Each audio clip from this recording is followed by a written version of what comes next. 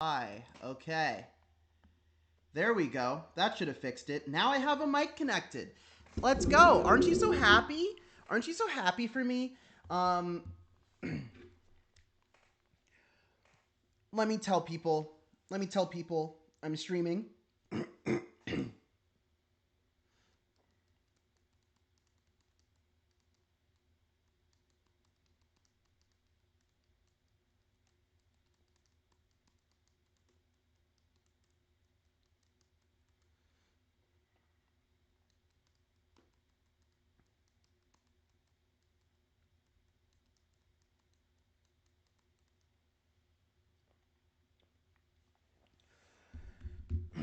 Because you see, last time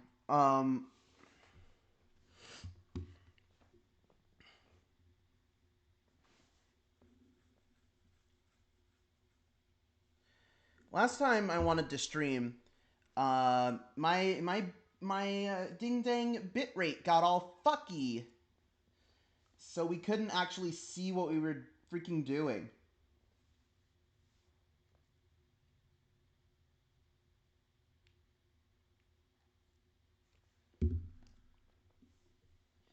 Like, if I go to my recent broadcasts, some of these were minutes long.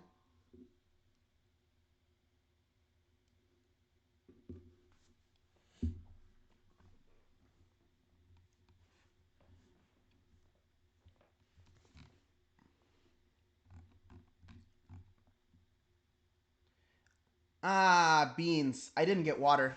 Be right back. Love y'all. Stay safe.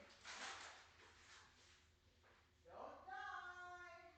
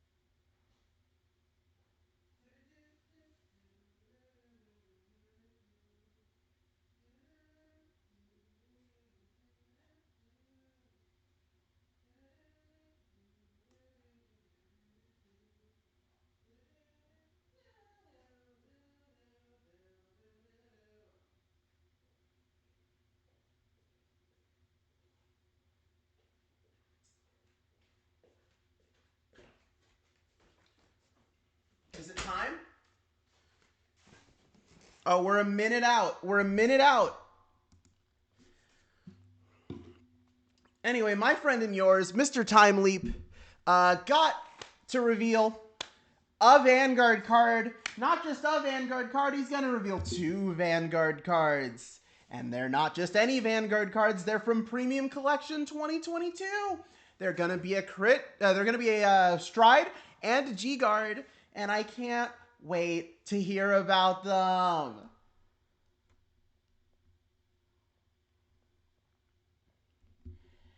And if I had to guess, he would reveal a Gear Chronicle card today. But I can't be sure. You never know. You never know with this guy.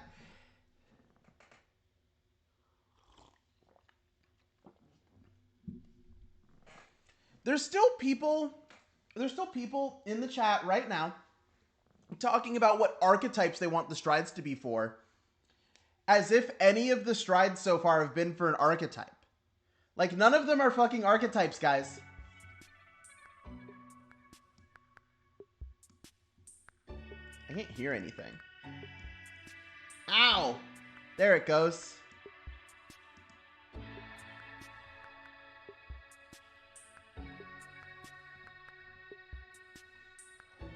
Okay, here we go.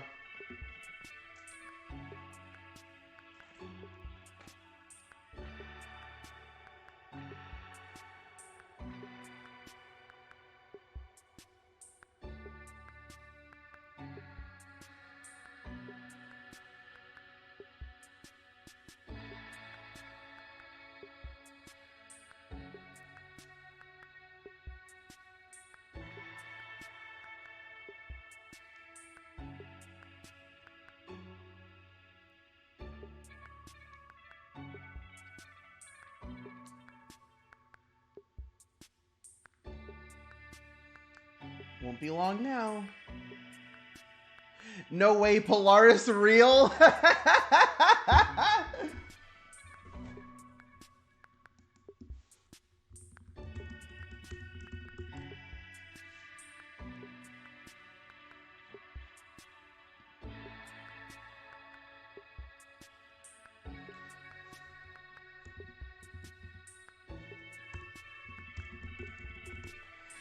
Oh boy, here we go. Wait, is Solomon here?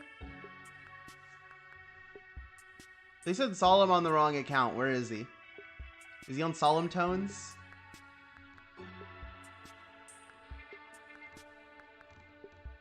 Don't know where he is. Whatever this stride is, it will not be part of an archetype. It might do a time leap. It might even be a gear dragon with an auto ability. Who knows? Yo, I cannot wait. Tomorrow is going to be so awesome. I can't wait for the new Gear Chronicle cards. It's so gonna be amazing. Polaris Strike. Ah!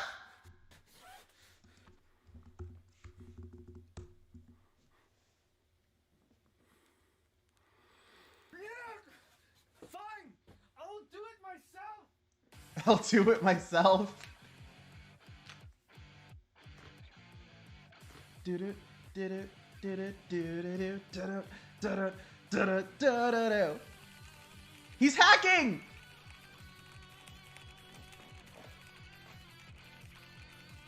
Yeah!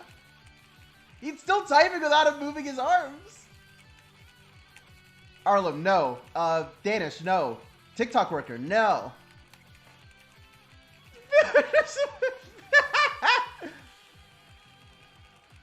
Rebellion, no. This is what happened the last time I revealed a card.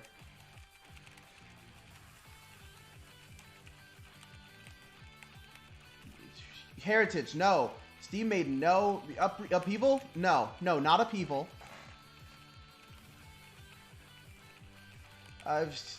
No, no. SP Chronojet Z's. Heritage again, no. Still, Metallica Phoenix, no. Wait. It didn't say no on Gear Next.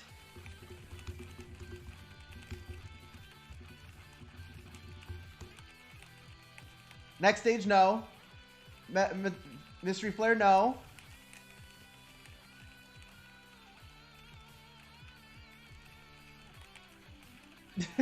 Chronodron, no! Hold on, that's a screenshot we have to take is Eric saying no to Chronodron. Oh shit. Shibaraku Victor, Grogrock Dragon,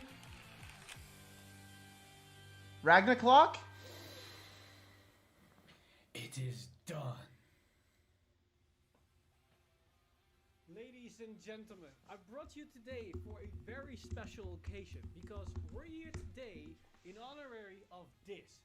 Not what this is, but what this represents. Because I've been working night and day, as you've seen before, on unleashing the true power of Gear Chronicle. As we all know, this clan all revolves around the future, the past, the present, and the now. And with that, I am honored to announce the brand new cards for Gear Chronicle for the Premium Collection 2022. And I know you all are wondering, what are we going to get? What is a Stride? What is a G-Guard? Well, before that, I have one little anecdote. And yes, I know you're like, give us the card already, but we're here for a very special occasion.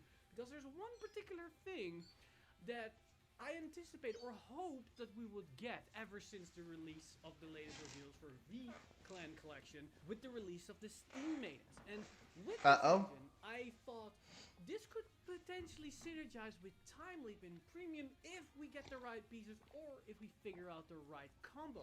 And I've been working on this a little bit, but I was missing a couple of pieces and one crucial card.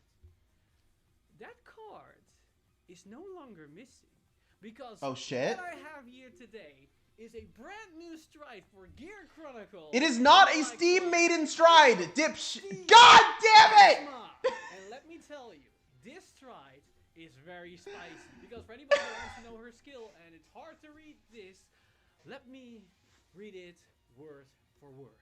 Her first skill is Auto Vanguard Circle. Once a turn, when this unit attacks, cost, bind a front or rear guard, and turn a card from your G-Zone face up. Choose up to 2 cards from your bind zone, call them to the rear guard circle, and all of your frontal units get power plus 10k until the end. Yo, she's of kind of turn. cute as hell, though. So, this immediately already screams to us the Steam Maidens, because, as we already know from the V-Clan collection, the Steam Maidens multi-attack by binding themselves, calling you cards from the bind zone with a great hire, and just keep going and going and going. This essentially is the exact same thing, but a little bit different. And interesting enough, she binds a rear guard for the cost, and then calls 2 units from the bind zone, which means you can recall the exact same unit you just bound, plus another rear guard, thus giving you 2 extra attacks for absolutely 0 cost, which is very nice. Yeah, hold on, that's free as shit. Wait, you can bind Irwitar for this, too. Like, this is literally just... Holy shit.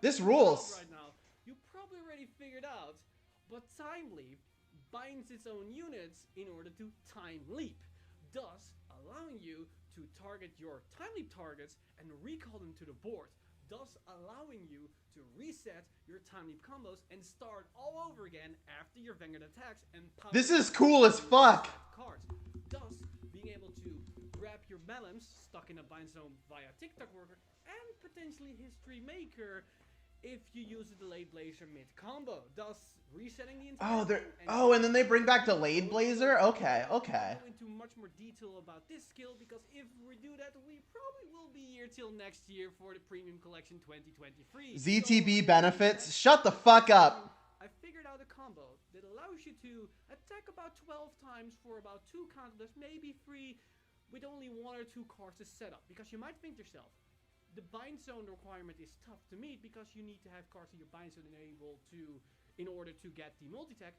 But with Time Leap in the mix, and with the Steam Maidens, and just generic binding, this is much easier to do. And also think about okay, for real though, okay, I was not wrong. This is not a, quote, Steam Maiden stride. This is not a stride that is made specifically to support Steam Maidens.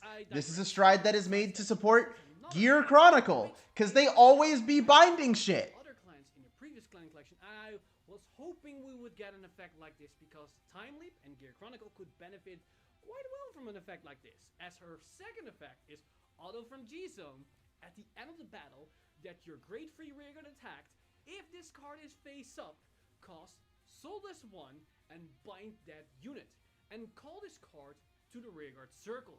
So yes, just like Shibaraki Victor for Nubatama or Murukuma, I keep mixing those two together. God, I'm gonna get you! From the G-Zone, thus allowing us to extend our attacks at least 1 attack every single time. But unlike Murukuma or Nubatama, we can actually abuse this a lot more and actually get more attacks out of a single copy. Because remember, the Steam Maidens and Time Leap allow us to recall more cards during the battle phase. So what we can do is, if we have a Great Free, Time Leaper into Valkyrian.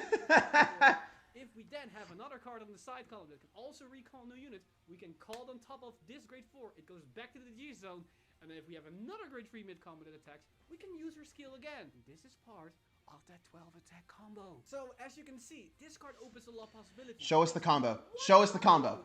Eric, you have to show us the combo. 2 of her main effect, and another one of her third effect, which can potentially be more. And the Soulless cost is not that big of a deal, because we have a lot of strong staple cards that goes towards the soul.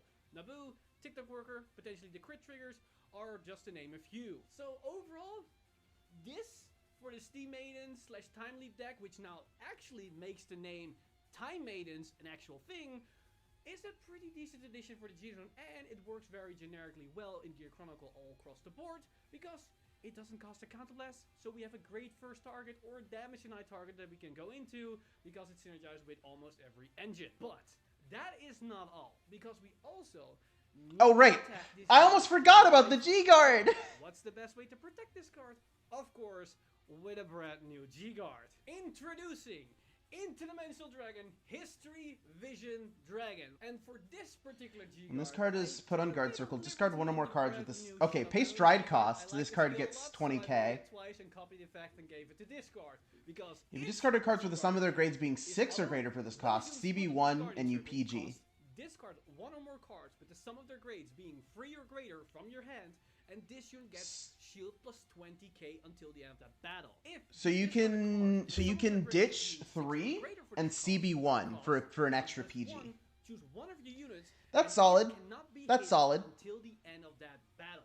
So just like the Shadow Paladin G-Guard, we now have a Perfect Guard in our G-Guard lineup. So that means more Perfect Guards to play with. Now, of course, this might sound a little bit more costly than the Shadow Paladin card, but if we combine this with the engine that we have for Gear Chronicle, this isn't really that hard to fulfill, because if you play a Chronojet engine, you have Smoke here, which allows you to make every card you discard count as a grade 3. So you only need to discard 2 cards to get another Perfect Guard. But as soon as we most likely are going to play with a lot of grade 3s and grade 4s, it's most likely possible that you can fulfill this condition with just discarding any 2 cards from your hand. And just like the Shadow Paladin G-Guard, we can use this card to guard for 2 units, because we can use the raw shield power for one of our rear guards and just a perfect card effect for a Vanguard if we up against Vermilion or any other column attacker like Lennar. Oh shit, that's actually really cool. G-Zone is packed. We got insane G-Guards with Hater Round,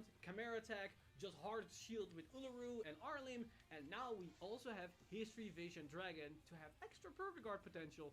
Discard 3 to prevent Linka is huge plus. Yeah, that's super important. Attacked, and we need to protect our key pieces, because we are Gear Chronicle, and we need our key pieces to stay on the board. And with that, that also concludes all the reveals that we have for Premium Collection 2022. At least for the Gear Chronicle department. We still have a lot of awesome stuff to be revealed, just in a generic sense, but also on the content creator side with the other card reveals. So I hope you enjoyed this video and these reveals, and I hope you enjoy the coming reveals from the other creators and are just excited as me for the upcoming Premium Collection 2020.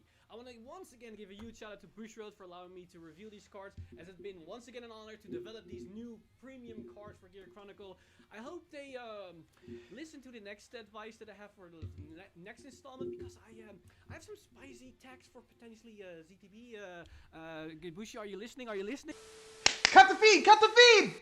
I'm sorry, that was not very professional of me. That said, again, huge shout out to Bushiroad, and again, shout out to you guys for watching this video and enjoying the content from not only me, but all the other content creators. Oh, that was close. Eric almost asked for a Zodiac Time Beast card. I've missed a Time Leap. This has been Time Maidens. I see you guys in the next one.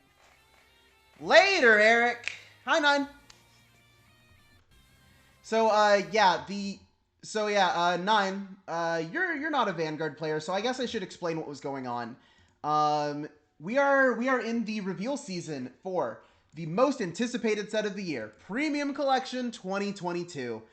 And Bushiroad, the company that makes Vanguard, has given a couple of Vanguard YouTubers exclusive sneak peeks at the set and given them each 2 cards to reveal.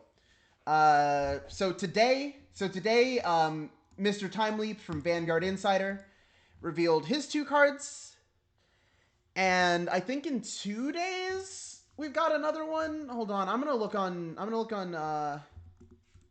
CF Vanguard Twitter. We're gonna find out. It's not gonna be hard. We're gonna go on Twitter.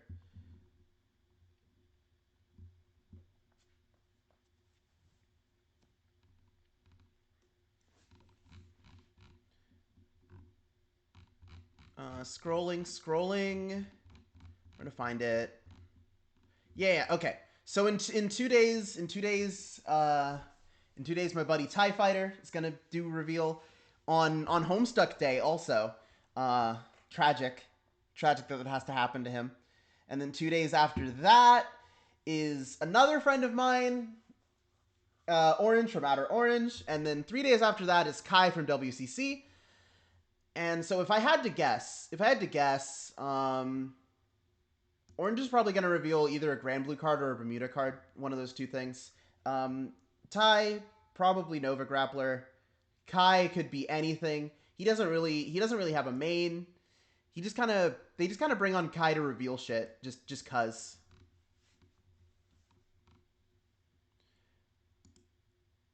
Oh fuck. This mat is real?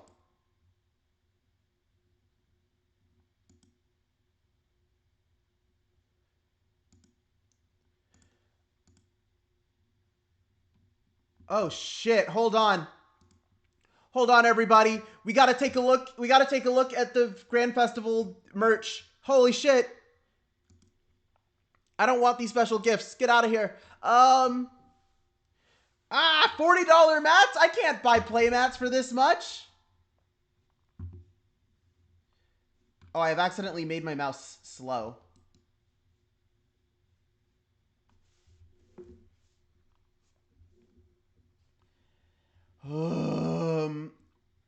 What's in this supply set? What are the wait, it's a sticker sheet? These are stickers? Sleeves, a storage box, and stickers? Weird choice, but okay.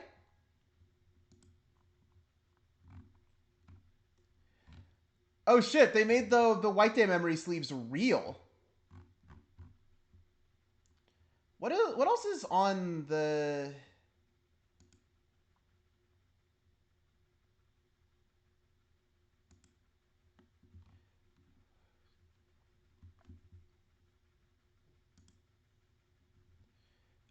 supply sets is not where I find... Card supply, I see. Here we go. Let's see here. Sleeves? What kind of sleeves do they have on this website? Can I... How do I filter to the small size sleeves? Because Bushiroad does make standard size sleeves and a lot of the... Hey, by the way, I haven't said this on stream. If you show up in front of me with the Dragon Maid supplies, I fucking kill you. I fucking kill you dead on sight. You die.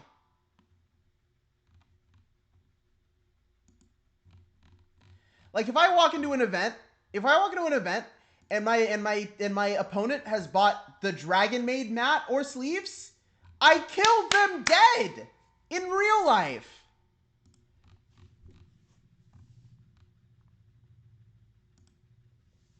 I just don't want to deal with that.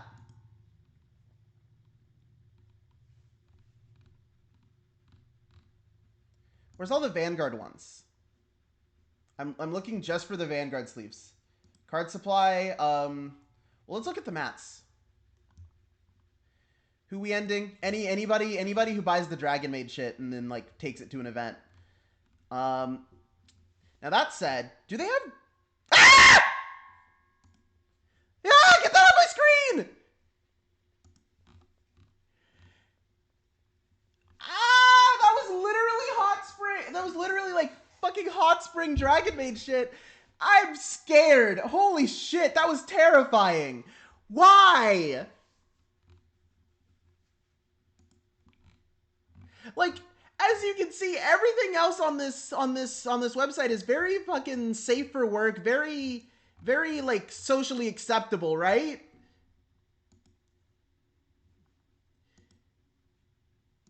Yeah, fucking what the hell? I think they should make Dragon Maid illegal.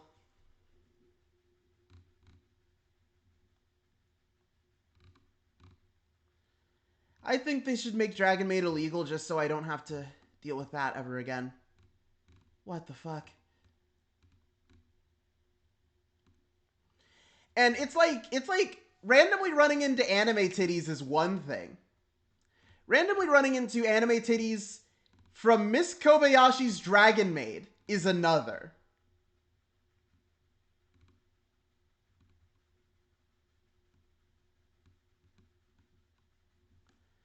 God.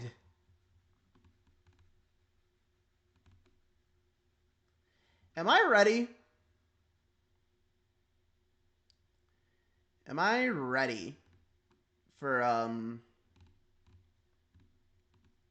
maybe I want to do another reaction thing. Maybe I want to watch another video. But what? What do I want to watch?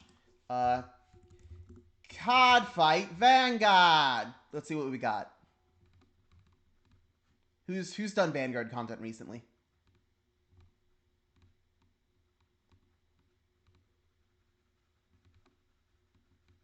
I've ran away from Zero already.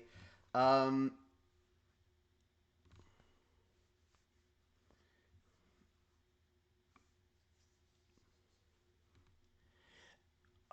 hold on. Do you want to talk about YCS Charlotte? Yeah, I think this is what we want to talk about. Let's watch a Tatsim video. Why don't we? Actually, no. Didn't Distant Coder do a video on this? The cost of getting Plat 1. Where's the guy? Where's the video? Caught cheating. Where is it?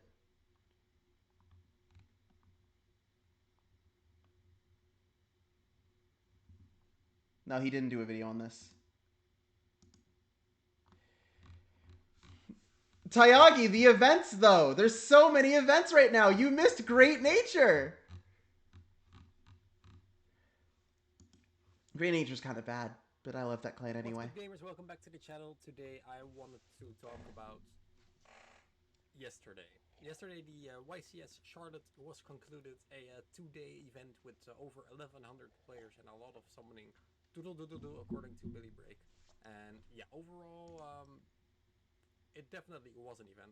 So on Saturday my good friend SFRTTV restreamed the event with additional commentary, which was a lot of fun, and that basically gave us the idea to do it together for the Sunday. So yesterday I was live the entire event on a very long 10-hour stream. The VOD is up on my Twitch channel if you want to see it.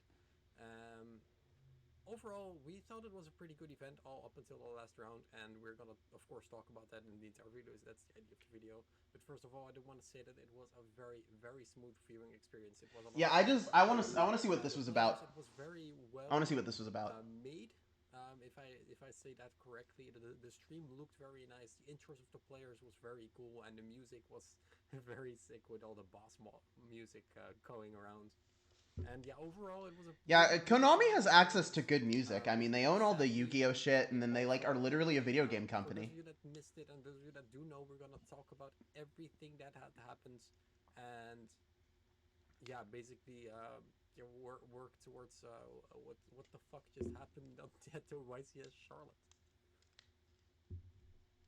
All right, so first of all, a disclaimer. Elijah G and Jerome A were the finalists of the event, and in my very honest opinion, both of them definitely qualify to be in this final. I do not think that on any side there has been foul play or intended cheating. I do think that a lot of either misplay or illegal activations had happened. And we will talk about everything in a little bit, and we're also gonna make a cool conclusion, and we're gonna do a analysis of the entire event. But first of all, I am going Tell me what happened, Tatsim. Get to the point. We're gonna skip around. So because here's the thing: is my least favorite thing about reaction content is like I never want to just play somebody's entire video verbatim, especially if I don't have anything to say about it. So, since I don't have anything to say about this, I am skipping ahead. a couple of things happened on Elijah's side. Also, a couple of things happened on Jerome's side, which we will also talk about. Very difficult to follow. But it reached a certain point where a Rocket Ride was activated, summoning back a Bow Wow Bark and a previously striked Doodle-Doo, which... Oh, that's fucking illegal. Whoopsies, dog. You made a mistake. Oh, whoops. After the investigation, the Doodle-Doo stayed. Now, there have been people saying that this was a legal summoned Doodle-Doo, but it was looking like it was the striked Doodle-Doo, making it illegal to be on the field. But basically what happened after that is the Doodle-Doo was allowed to stay on the field, creating a very weird situation without clarification. If this Okay, so for the non Yu-Gi-Oh players in the chat, the reason why this is illegal is because if a monster that was summoned from the extra deck has its summon negated, then it was never properly summoned. And extra deck monsters have to be properly summoned from the extra deck before they can be summoned from anywhere else, like the graveyard. So since the Prank Kids Dodo Doodle Doo was in the graveyard, and it was put there because it was Solemn Striked, its summon was negated. How do I make it show my I need to make it show my cursor. Because, like, if it shows my cursor, then that's a lot easier for everybody. Give me a second. Properties. Capture cursor.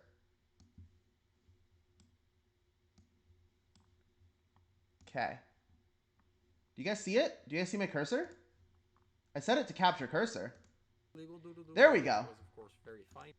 There we go. Okay. So since this card was put into the graveyard by the effect of Solemn Strike, and its summon was negated, you cannot summon the same copy of this card from your graveyard again, because you never summoned it correctly the first time. Investigation that started and basically got away. It was kind of declared that this was not a legally summoned Doodle-Doo, which raises a lot of questions. First of all, why is it allowed to stay on the field? It's a very simple fix. Nothing really changed in the game state. You can just swap it out for a different Prank Kid that is in the grave. But now the Doodle-Doo was allowed to stay on the field, resolving in a lot of advantage. But yeah, that's also a thing, is that, like, this situation is also easily fixable once it is noticed, because actually what would happen here is you would have to pick a different Prank Kid monster that was a legal target to summon from the graveyard instead of Dodo, but they just let Dodo stay. Yeah, basically, it did give him a lot of the way to win in game one. Definitely a huge disadvantage for Jerome, even though it's also his responsibility to say, yo, I strike that monster, you know, something happened. But yeah, this is definitely one of the examples. Like, I can hardly imagine that he was looking at his grave thinking, no, I'm gonna summon back the striked Doodle-Doo, you know, cheat with that. No, definitely not. This is just an error. I read some stuff on Twitter that he got a warning for that for skip. What is this one? Basically, how the duel ended. I have no clue how the duel ended. What it looked like to me. He wasn't there. Oh no, Rome just got sick and tired of everything that had happened, and he just left. That's really realistically what it looked like. Jerome, mid-match, told the judges, "How are you guys letting him do this illegal stuff the entire time? I have to say it every time, and you guys are sitting there doing nothing." Which I thought. I read this. This is of course also not confirmed. But someone said that he got a warning for sharking by saying that the judges should penalize Elijah for doing that because you are not allowed to do that. Which is also very weird because even during the duel, Elijah just was not playing clean. Jerome also wasn't good in keeping control of the duel, as in actually keeping control of everything being played out correct. But it was just a very, very weird situation what was happening. It was feeling like there was no communication from the judges, no communication from the players. It was just feeling like a literal 0-3 match at locals where two players are inventing new rules to play by, but nobody wants to say anything about it because it's a little bit awkward, you know, just let the kids play. But it's that's really funny, actually. Yeah, that's the thing, is like, just Yu-Gi-Oh, but you make the shit up. You literally make this. Ha! Sorry, I just got the notification from the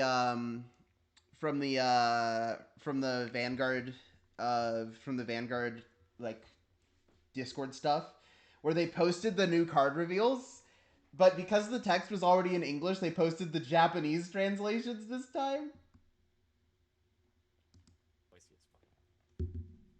So to analyze the situation properly, I feel when I was watching now and when I was looking at back to make this video, I feel like the players were just not communicating good. I feel like a simple draw face. Yeah, that's the thing, is you need to it's actually pretty important that you say words to your opponent. They dropped the ball on multiple occasions where it was just super difficult to follow what the hell was happening in the duel, and I cannot imagine that that's the way a YCS should be played out. Then on the judges' side, it's really weird what was happening. Previously in a feature match, there were 3 judges at the table. 2 of them were looking at the hands of the player and communicating that to the coverage team, and there was 1 actual judge sitting at the table. But that is another thing is whenever you have like feature match coverage and there are 3 judges at the table, 2 of them are not there to do judge shit. 2 of them are there to make sure that the feature match thing is going smoothly. So it's actually all about the guy in the middle. Two of them have a different job to do that they are very much preoccupied with. there was no hand information at this event, so I am not really sure what the 2 judges beside the players were doing, but it definitely wasn't paying attention to the duel. On numerous occasions, something illegal had activated and the judges didn't get it, and Jerome or Elijah had to catch it later. It genuinely felt like the judges weren't looking, which is just super weird. I don't want to trash talk the judges. They have been there for the entire day. It kind of makes sense, it's the final. Things at the final usually loosen up a little bit, but yeah, no. Here's the thing about judging is that like once you've been doing it all day, you're about to explode. Like it's a lot. I think that usually is a very strict environment to play in. Like you cannot mess up once. There was so many things that were messing up. It's really difficult not to look at the judges and say, "What the hell were you doing at this point?" They probably were also confused as hell because the players just weren't playing out very clean. It's just such a mess. It was just a confusion of everyone. The crowd didn't get what was happening. The judges weren't getting what was happening. The casters judging is important. Judging is very important. Really, whose turn it was anyway. At least that's what it really looked like. Maybe during the duel, or maybe someone else has a very clear vision of stuff. But there was just so much stuff. And then last thing before we move on to Zero Escape, I want to see if there's any Springfest coverage that I haven't watched yet.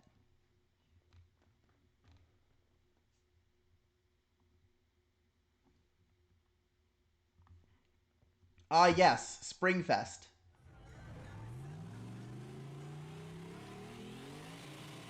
Cardfight Vanguard sure looks different.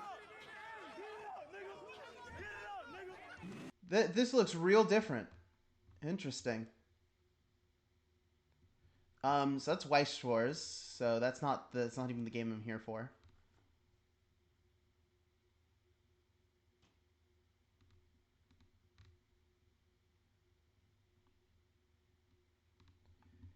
This did not work.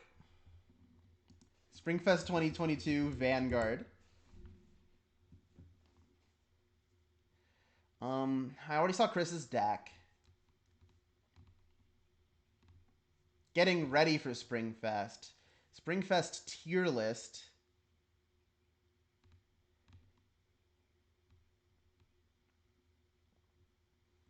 No, I think we're good. I think we're ready to move on.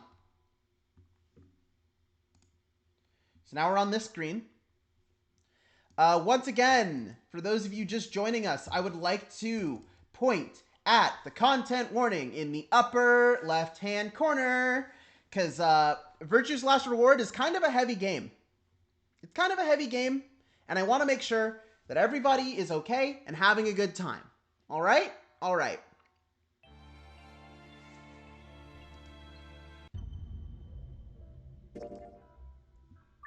Now, the first thing is I think I might have forgotten to save.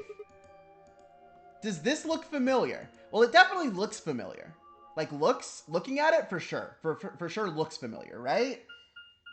Did we already do the AB game last time with Clover? Because if we did, then whoopsies, guys. Sorry about that. My bad. I goofed up. Sorry. Oopsie doopsie. Whoopsie doodle.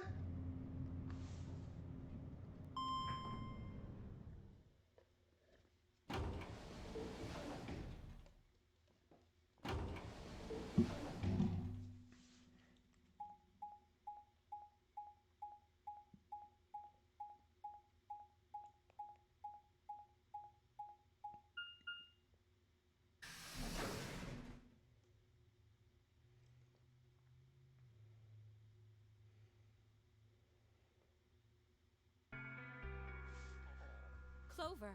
Oh, thank goodness you're back. Yep. Yes. Are we the last ones? What's going on here? Hey, where's Quark? Tenmyoji's expression was furious. From the way he was stomping toward me, it felt like I only had a few seconds before I was on the ground with his hands around my neck. I explained what happened with Quark and the pods as quickly as I could. So are these pod things really safe? Probably. Probably? No, they're definitely safe. Are they He's fine. safe or aren't they? Look, I'm just worried about him, alright? Okay. This is dialogue we haven't heard before. So I did remember to save last time. Thank fuck. Can you take me to this treatment center, Clover? Don't worry. We've still got 20 minutes left. Plenty of time to go have a look and come back. Okay. Come on then.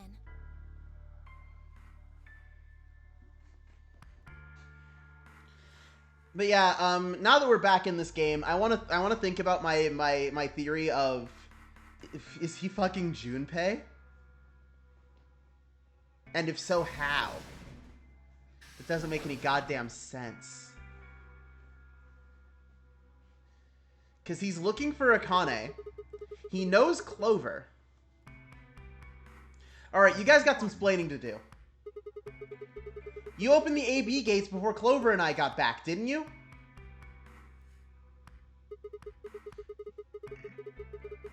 I want to know why the hell you'd go and do something like that. Sigma, take a look. As she spoke, Phi gestured towards the line of AB rooms. Only one was open. It's not like we opened them all up. So you're saying only one person or one pair jumped the gun here? Yes. Well, then who was it? I opened it. So it was you. Figured as much. Not really a big deal, okay? Yeah, it fucking is! What if we didn't get out of our room before now? Why? Yes, Dio, it is a If you big made it deal. back by the deadline, you'd have just defaulted to ally. No, not just. Are you telling me you didn't know? Didn't you find one of those notes? What? We found this in the treatment center. There was no such thing in the pressure exchange chamber. I didn't see one in the pantry either. Have we been to a pantry yet, guys? I don't remember ever being to a pantry. Here are some more AB game rules for you. Not voting is not a option. If both parties refuse to vote, then every bunny gets penalized. In other words, one person... It's so fucking funny to hear Alice read the rabbit puns in her normal person voice. Then every bunny gets penalized. What the fuck?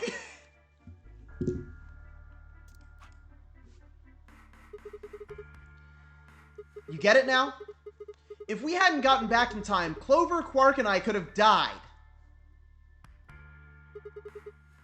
And you just... Alright, I get it. Sorry. Cut me some slack though, man. I didn't know. No. So you wouldn't have opened the gates if you did? Of course I wouldn't have. What the hell, bro? Doubt. Doubt. Severely You doubt. said the room you went into was a treatment center, right? Yeah? If they treat people there, I think they'd have shelves of medicine and stuff. Did you find any Excelavir? No. It's not really that kind of place. It just had those pods, and that was it. Besides, if we'd found anything to cure Radical 6, we would have put it. We wouldn't have put Quark in the pod. I see. Can the pod cure Radical 6? No, unfortunately. How do you know that? Oh, well, it said so on the screen next to the pods. Something about how it can provide relief from the symptoms, but it can't actually cure the disease. I can never not hear Akihiko from Persona 3 when Dio talks. It's jarring. They're totally different people. Holy shit! Now that you've said it, I hear it! I didn't hear it before, but now I noticed! No! There's one more thing about the pods I should tell you. He is Akihiko! As quick as I could, I explained what the records had said about the pod's occupants and their cold sleep.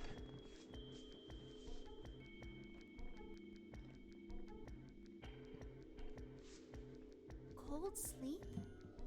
Are you suggesting that 3 of us were, until recently, cryogenically frozen? Yeah. If you can trust what we read, yeah? Which of us are the pod people then? I don't know.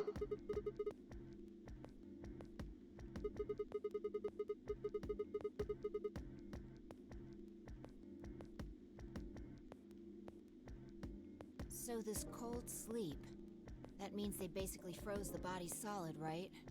Not like how a bear or something hibernates where it just slows way down. Yeah, I think so. So what would happen to the heart? What? Wouldn't it stop when you were put into a cold sleep? Your heart stops. Your bracelet comes off. Oh, shit! Oh! If we go into cold sleep, our bracelets would come off! Then we can just defrost ourselves right away. You said there were 3 pods, right? Yeah! So we just go 3 at a time! For the 9 of us. Uh-huh.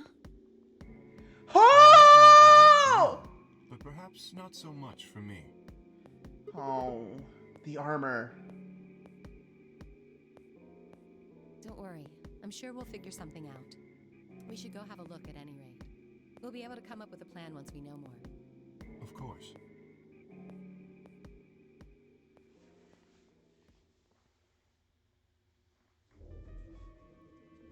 What? What Huh? do you mean the cold sleep function doesn't work? I'm sorry. You don't have anything to apologize for, Luna. Zero Senior must have just locked it down. But when Clover and I were here, it worked. Yeah, I remember checking it. Then that bastard set this up. Oh, that's low. It is not pleasant, but consider this. We have seen how thorough Zero is. Would he really have left such an obvious loophole? Maybe I shouldn't have said anything. If Oh, Zero this is Jr. upsetting. heard me, he could have shut it off. Whatever the case, it is an unfortunate outcome. Unfortunate? Really? You sure? Aren't Yes! you just a little bit relieved? After all, we were gonna get our bracelets off while you were stuck with yours. How could you say that? I would never be so petty as... Kay, listen, the difference between you and Kay is that Kay isn't an asshole.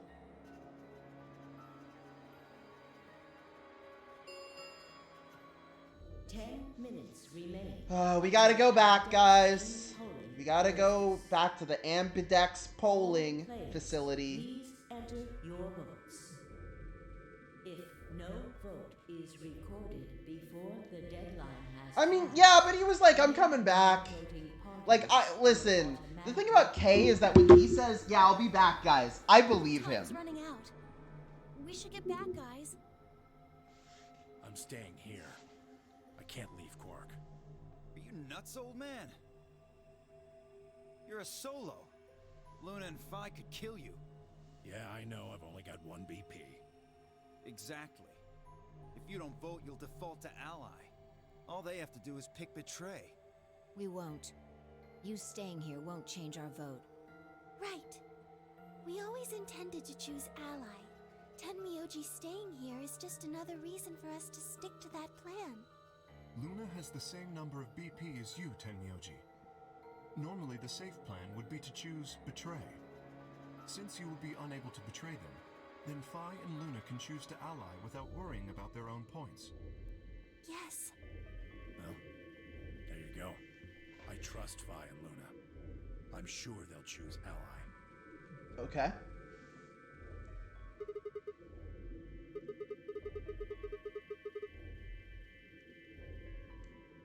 You think I need you to tell me that?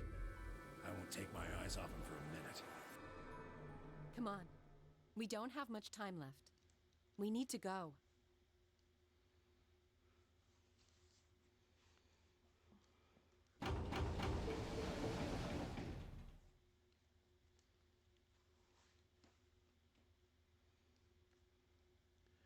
Okay, we open the AB rooms. Let's go. Let's go. Come on. 4 minutes remain. So what's the plan? We click ally. Quark's in a cryo sleep chamber. I doubt Quark is gonna pull that shit Alice pulled, where she just got up and walked in here. You guys remember that? Okay. That was amazing.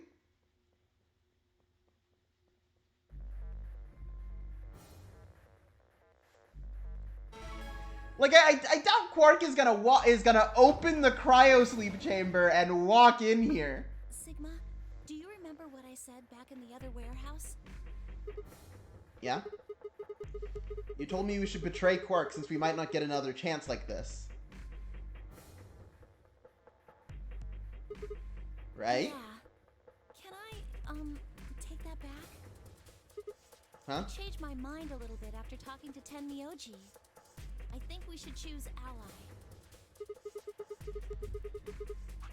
Hey, so I want to talk about how Clover's appearance here makes sense. It's fine, but I keep misseeing this as her just sticking out her ring finger for no reason instead of this being her shoulder. Do you guys see that? I hope you guys see that, cuz oh my gosh, it bothers me so much.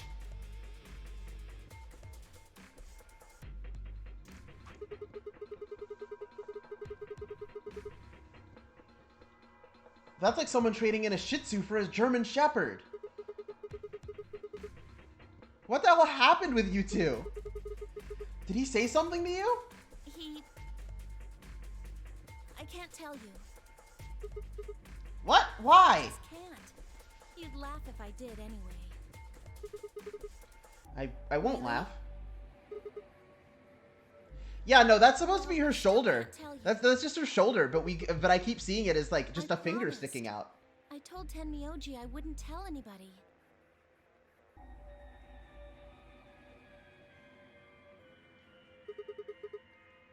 All right, fine.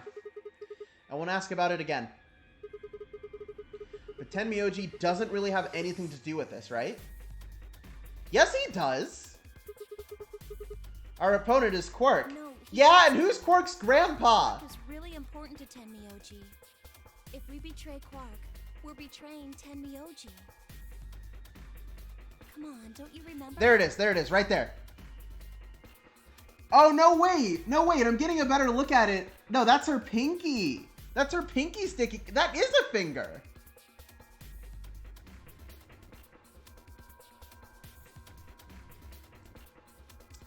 Okay, no, this makes sense now. Okay.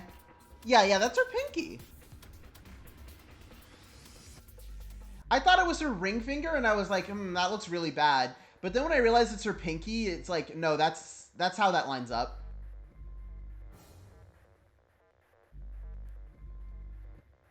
Yeah, that makes sense. When we were going into the red, blue, and green doors, Tenmyoji said something.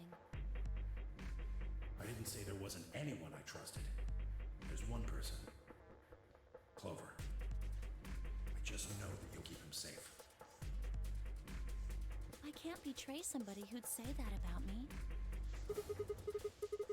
You seem pretty ready to betray him back on floor B. That's because I didn't know who he was. So you're saying you know who Tenmyoji really is? Oh, shit! Well, Why is he Junpei? Why is he Junpei? How is he Junpei? Why is he old? 1 minute remains. If he's Junpei, why is he old? Wait, maybe it's not that he's old. Maybe it's that Alice and Clover are young and they were in cryo sleep. But wait, we remember it being the same year that Clover remembers it being. What the fuck? I don't think I'm strong enough to fight you. So,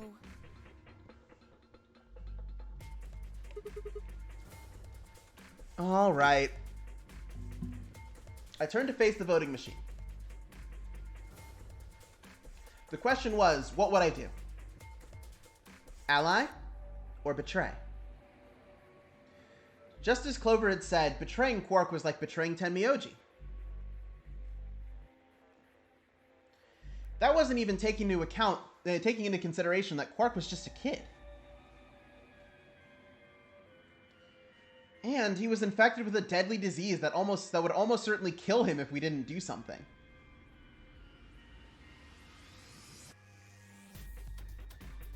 How could I betray someone like that? Only a monster would take advantage of a helpless child for their own gain. By the way, guys, how's the stream quality? I turned down my bitrate a bit because the last couple of times I streamed, I would disconnect a bunch. On the other hand, what Clover had said in the warehouse on floor B was true. It was unlikely that I'd get another chance like this again. If I chose Betray, then I'd have 9 BP. I would be able to escape this godforsaken hellhole. 10 seconds remain until Ambidex's game polling closes. So, what would my choice be? What would I do? Ally or betray? I chose 3, 2, 1. 1. Ally. Easy.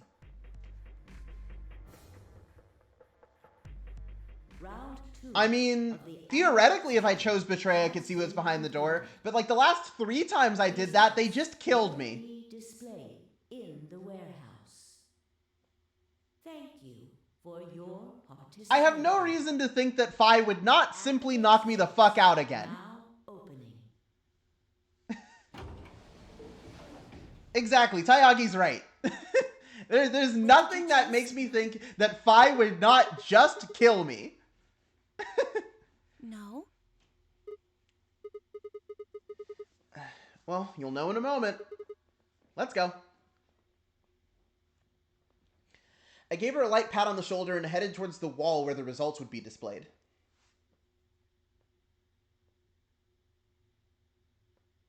I have to pretend I don't know everything that's about to happen. Yeah. Results from round 2 of the Ambidex game will now be displayed.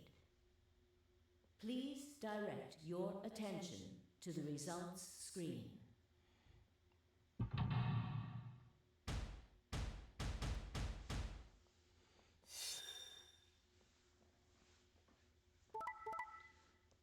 Bruh.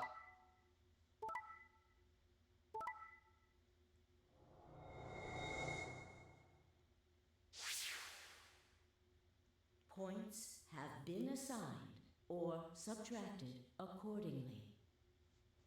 Please check your bracelet to see your updated bracelet points. Well, actually, I guess there's a world where we click betray, and because Clover is also with us, she somehow stops Phi from murdering us dead. That's a possibility. It's not a likely one, but it's possible. I couldn't bring myself to betray someone like that. No need to thank me. I only did what anyone would have. Of So you guys chose Ally too, huh? Tenmyoji had only 1 BP left, and he was guaranteed to vote Ally. So there's no way we could betray somebody in that position. If we had, then he'd... Yeah, you didn't have much choice.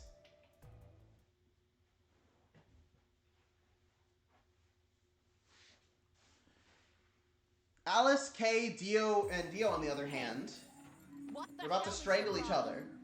You're either crazy or just an asshole. Were you trying Yes. to kill me? No, nothing like that. Well then, what was it like? If we'd voted Ally, You would be dead.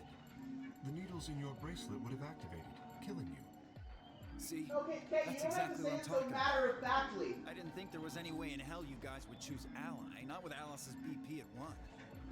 The only way you could possibly vote was Betray. Picking Ally when I knew you guys would pick Betray would have been suicide. You can't die. You've got 6 BP. Well, maybe not immediately, no. But I would have been signing my own death warrant. Heck, not just mine. Everyone except Kay's. What? Didn't you think it through? Your vote was always gonna be Betray. Let's say I was a raving lunatic and picked Ally. What would happen to Kay's BP? 6 plus 3 would make 9. See? Then it'd be game over. Life over. He'd open the number 9 door and blow this popsicle stand. That'd leave us twisting in the wind, living out the rest of our miserable lives stuck in this place. You see? That's why I chose Betray. I did it to save all our necks, including yours. Sure, dude. Sure. Alice gritted her teeth and scowled fiercely at Dio, apparently trying to think of a rebuttal before finally snorting indignantly and walking away.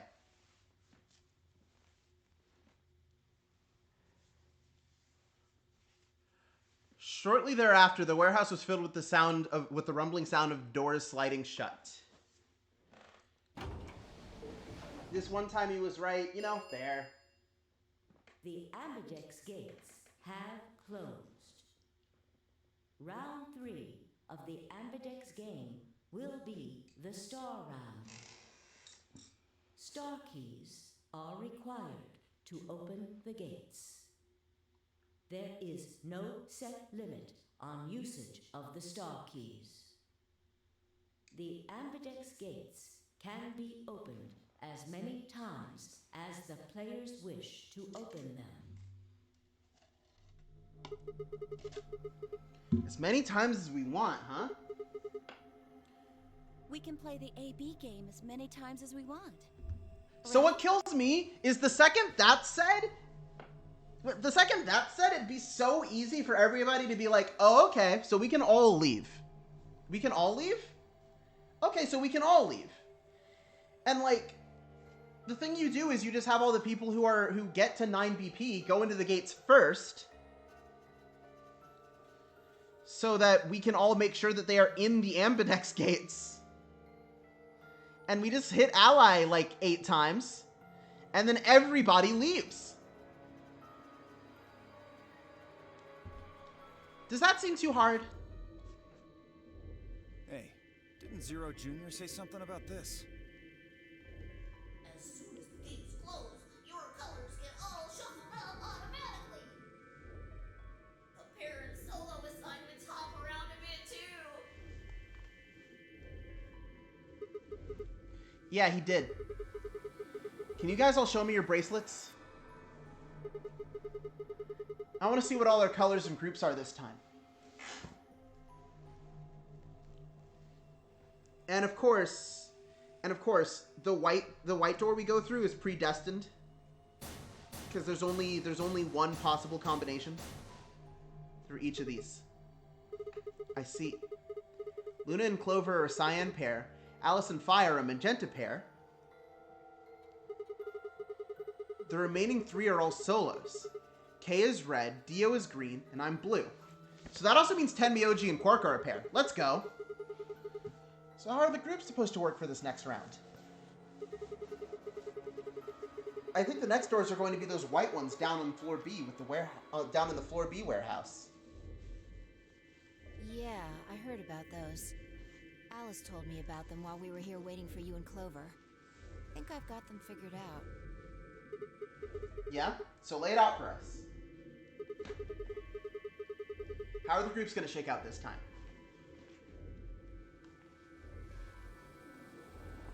Fi nodded and began to explain. Option A. Tenmyoji and Quark pair up with me to open one door.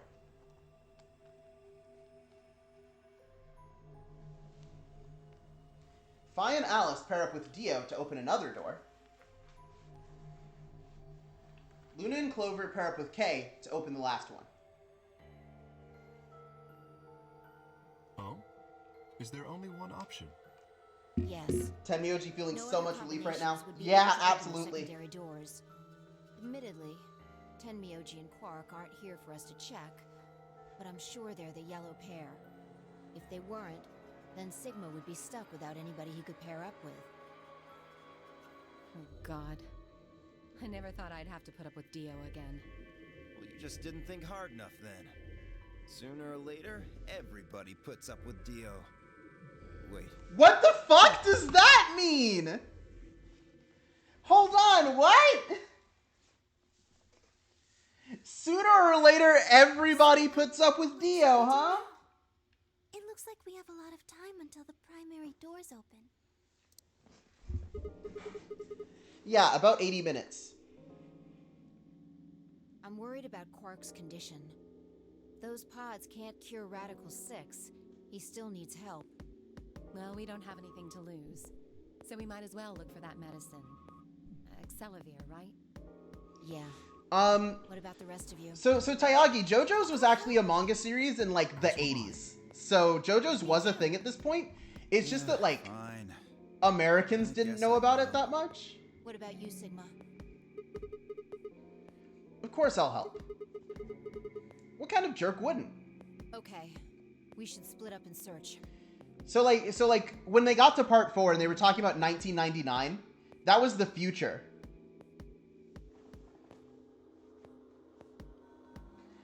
Yeah, JoJo reference before JoJo became mainstream. Or actually, I think this one was 2012, so this was like just after the David Productions JoJo anime started. In Floor B warehouse 10 minutes before the doors open. We all nodded. Kate turned to Alice and Luna. You are going to the treatment center, correct? Yes.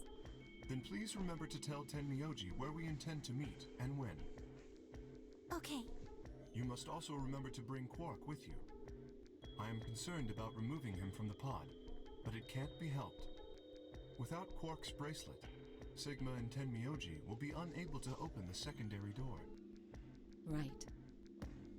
Good. Looks like we got all that straightened out. Let's go. With a final nod to one another, we split up, each team heading in a different direction. So, bit of a non sequitur. When do you guys think I get a TV Tropes page? How long till I get a TV Tropes page, guys? Snap, snap. Come on. I suppose people would have to watch my VOD channel first. So this is the pressure exchange chamber. This is the prep room. There are 2 levels. The actual pressure exchange chamber is downstairs. How do you know that? Alice told me.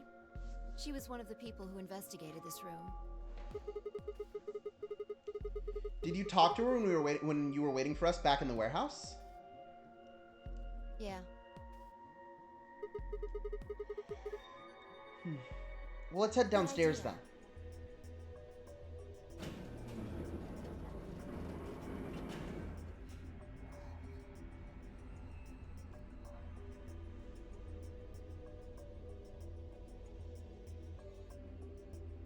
I don't think I've visited TV Tropes since 2010. That's fair. I want a page, though. Or do they have something like this here? Well, this is just what Alice told me, but... Like, listen. When I eventually get a TV Tropes page, I'll read it. I'll read it on stream.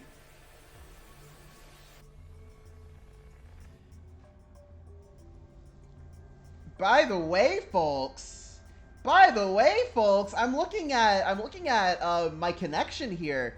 It seems really good today. Let's go.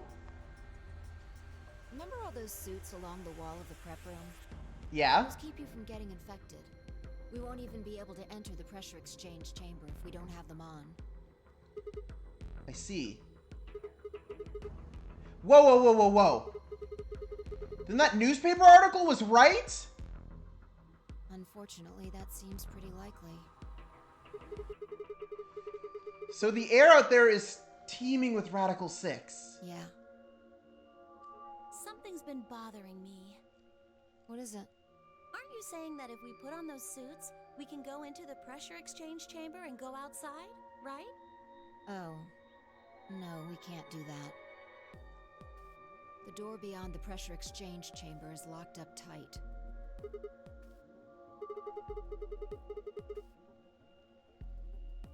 Well, if you look at it that way, it's the same as the number 9 door. Okay, yeah, but... Whatever. We need to be focusing on finding that Accelavir. Quark needs it. Yeah, you're right. I'll go look around upstairs. You two take this floor, all right? Okay.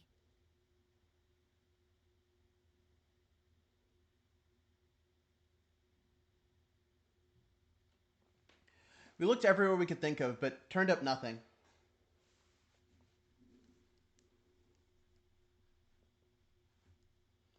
Eventually, I couldn't keep my mouth shut any longer. Hey, what do you think the deal is with this stuff about the world being infested with some crazy virus? Who wants to clip that? Who wants to clip that?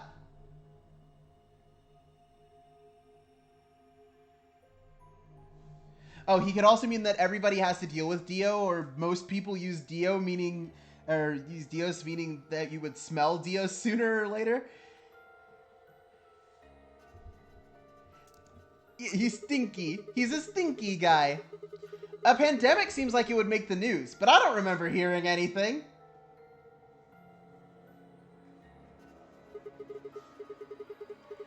Wait a minute, you mentioned it, didn't you? Back when Dio was asking questions?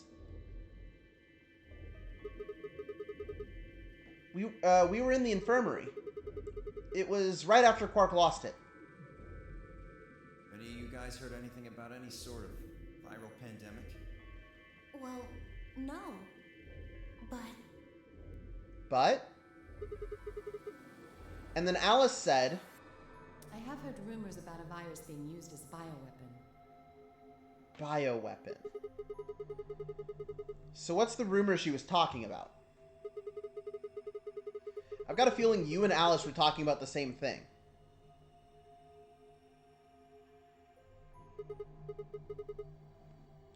Clover, what do you know? What are you and Alice anyway? Girlfriends? I heard you guys belong to some sort of organization. What is it? Honestly, if they pretended to be dating, they could probably have kept their cover better than they did. I think it'd be... How old is Alice supposed to be? Can somebody else Google that for me? Because I don't want to Google that. Because here's the thing, is you Google anything about these characters, you find a spoiler. Promise? Last night, I took a U-quiz that was just about, like... That was just, like, one of those jokey joke, I judge your taste in anime boys or whatever. And it straight up said Santa's real name on it. For no fucking reason. Like, I had already finished 999 by this point, but it just randomly said Santa's real name and also June's real name so that you would put two and two together? Why would you do that? You didn't have to do... This wasn't even a quiz about Zero Escape.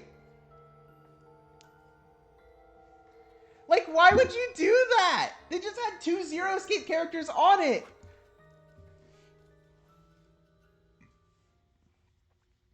Clover nodded and began to talk, and I listened with rapt attention, at a complete loss for words.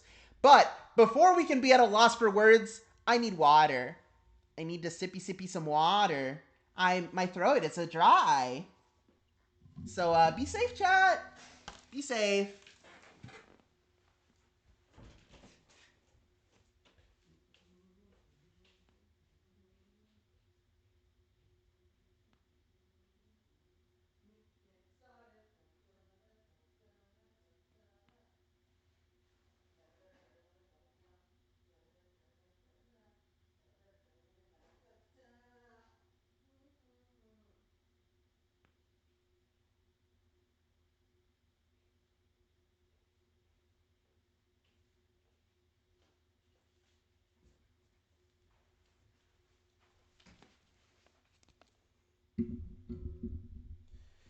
This gives you just enough time to juggle some chainsaws. Whoa! Her age is unknown, though everyone assumes she was born in 2000.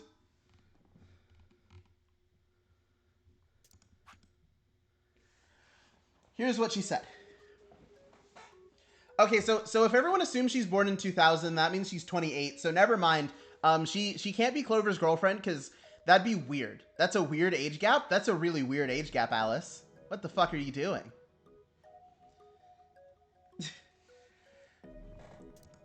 Hold on, I have to put on my best Wendy Lee impression. Alice and I are agents of SOAS, which is under the jurisdiction of the Department of Defense. SOAS stands for Special Office of Internal Security, and we're an elite intelligence division that investigates potentially disruptive or dangerous elements, such as domestic or foreign terrorists, radical political splinter groups, and religious organizations with extreme agendas that could pose a threat to the state or citizenry.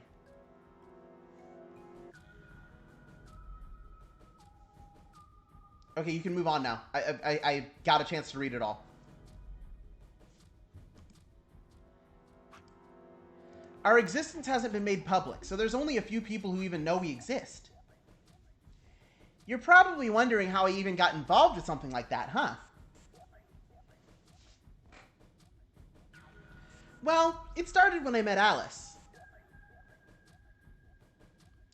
I told you that I've played the Nonary game twice before, right? Well, this was after the second time, so about a year ago. We just escaped, and we were all stuffed into this SUV barreling across the desert.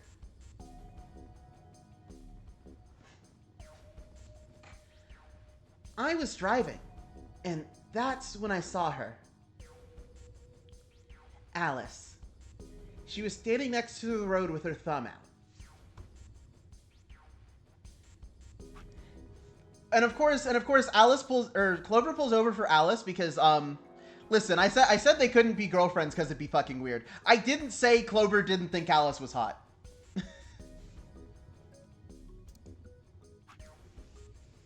She was already working for SOAS, and she had been on her way to the building we'd been trapped in as part of her investigation. But on the way there, her car had broken down. We offered her a ride. After she got in, we started talking, and it turned out that Alice had gotten a tip that the terrorists she was after were in the building we'd been trapped in. Are they saying June's a fucking terrorist? We couldn't see how us playing the Nonary game had anything to do with terrorists.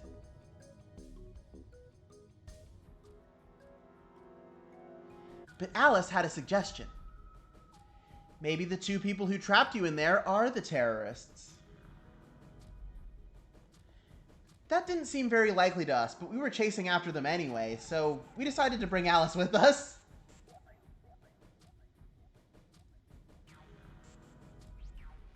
Unfortunately, we didn't find them.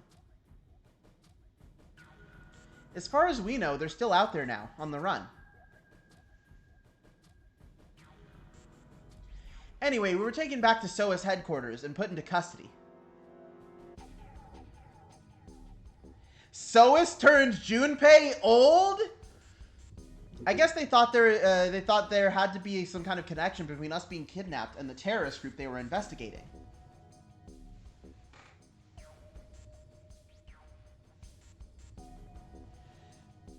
But they must not have found anything, because after a few days of questioning, they let us go. We all went home and returned to our lives.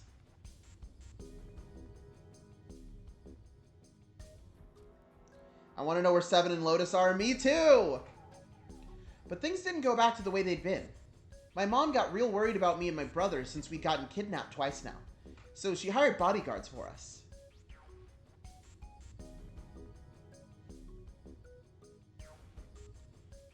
Oh, I haven't told you about my brother, have I? He's super awesome, for one.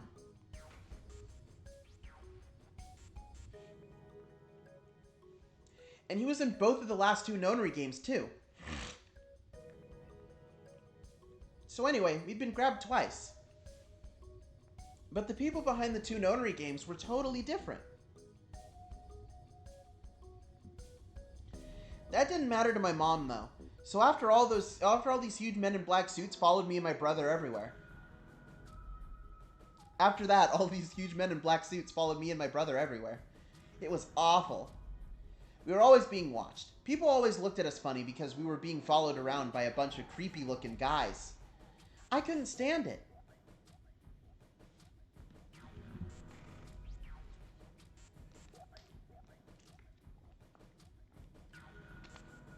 Just when I thought I'd finally be free, all that was waiting for me was another kind of prison. This time it was jail. The only time I was really happy was when I was hanging out with my brother.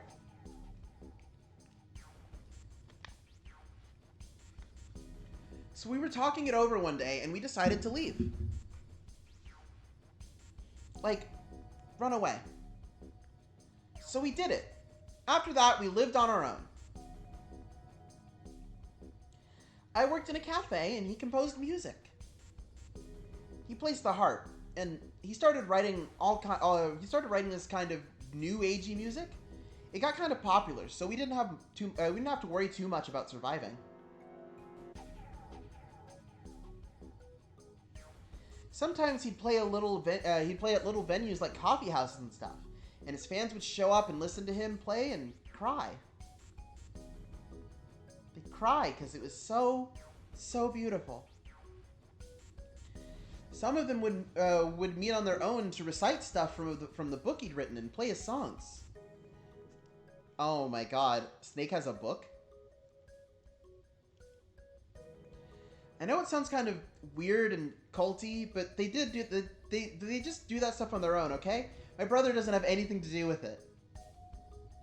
I didn't think it was culty at all. I thought that was a normal fan meetup. What the fuck are you talking about? Anyway, we did that for a while, and then one day Alice showed up. I need your help, she told us. We need people who can do what you can do. Wait, so are we supposed to be accessing the morphogenetic field right now? So I went to the location she gave us, and it turned out to be the headquarters of the SOAS, where they'd taken us after the second Nonary game. They put us in a room with about a dozen or so other people who were all about the same age as us. All field users, maybe? A bunch of them looked familiar, too. It only took a moment for me to realize how we all knew each other from the first Nonary game. Okay, cool. They were the kids from the first Nonary game. We were all excited to see each other again, and we were hugging and shaking hands and stuff. Were June and Santa there?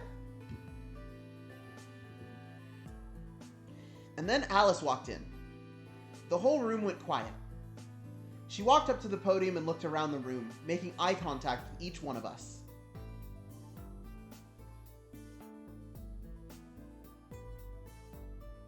Nothing like a murder game to bond with each other. Exactly.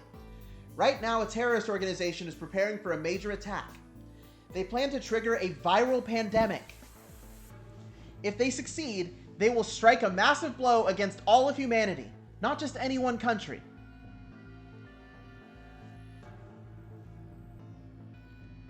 It's possible that we, as a species, will die out completely. We are doing our best to prevent this, but we need your help. You have the ability to access the morphogenetic field. We need that. Why? Why?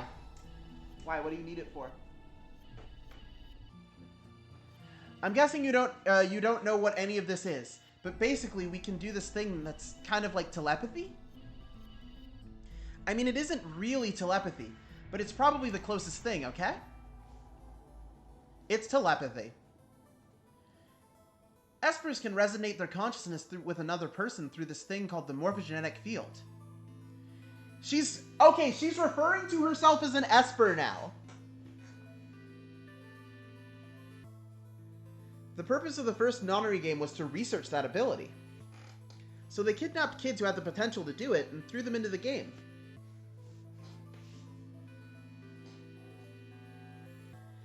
Alice had gathered up all the kids from that experiment.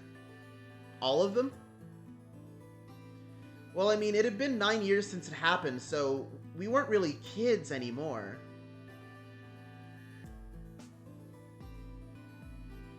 Anyway, everybody she brought in was an Esper. That included me and my brother, of course. They're straight up calling themselves Espers now. That's new. I bet you think I'm making all this up, huh? I don't blame you. It is pretty crazy. I mean, I was even starting to forget I could do that stuff. So when I heard Alice's story, I was like, screw that. I was trying to move on with my life, and now some shady government creeps wanted me to use some weird ability I had for them? No way!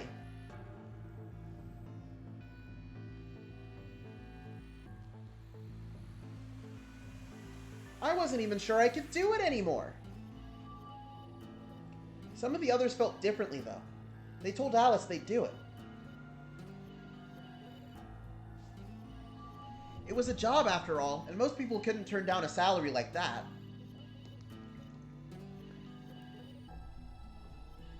Oh, right, I forgot to tell you. She told us how much they'd pay us if we helped. $1 million! It was a lot. More wealth than you can imagine. So, more than $1 million. Okay. But I was still totally against doing it.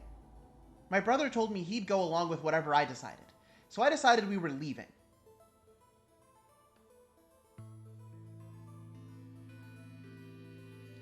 A couple days passed, and then Alice showed up at her apartment. So you just stalked them? You just stalked them, Alice. She didn't waste time. The people behind the first Nonary game might have been a part of the terrorist organization Alice and the Sosis were after.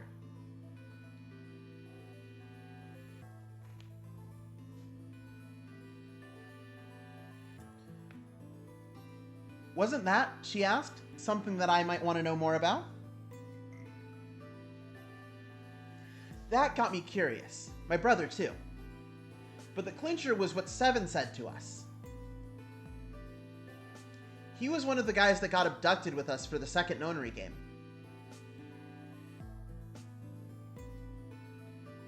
She called him on her phone right then and there and handed it to us. You guys are the only people who can do this. We don't know where Junpei is.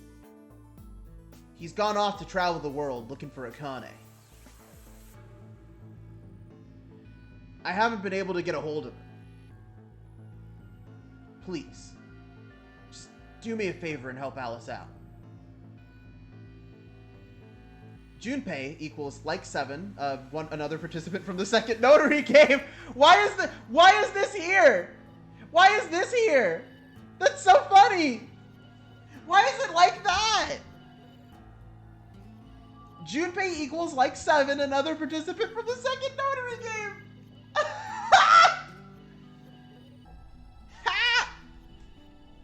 Okay. Akane equals one of the people behind the second Nonary game. 7 was a Japanese policeman, which was probably how Alice got in touch with him.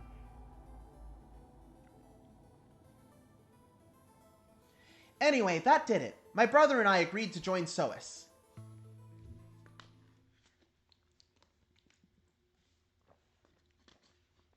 For the next couple of months, all we did was train. Half the time it was general knowledge and technical skills a SOAS agent needed, and the other half it was learning to strengthen our Esper abilities.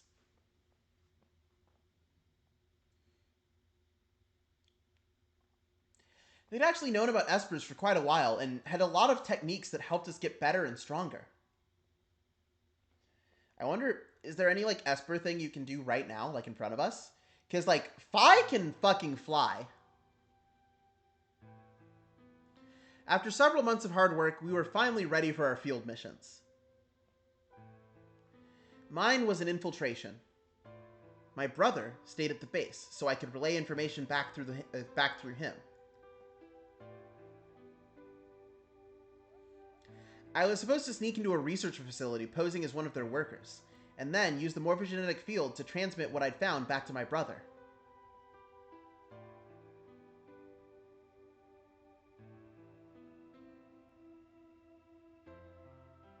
But everything went wrong. It was a trap. The whole research facility was fake, and I got captured. Alice had to come rescue me.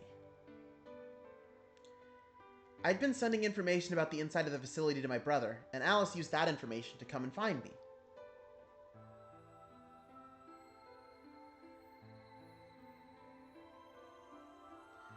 As soon as she got there, she picked me up and carried me out.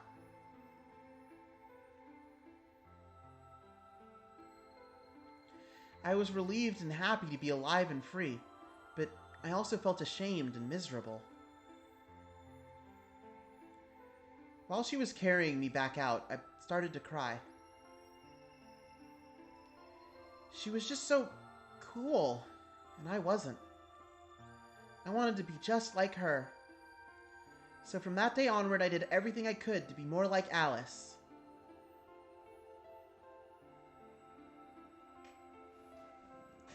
Our infiltration ended in failure, but we did manage to get something useful. In fact, we were able to figure out where their headquarters was.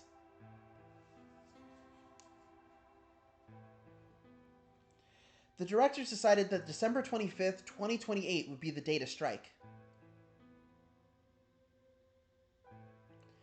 This time, I promised myself we wouldn't screw it up. I was finally going to get some answers about something that had been with me for most of my life.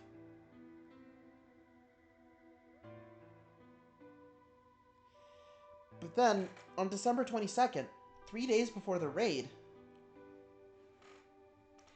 Alice and I were attacked by people in gas masks? Plural? That's new.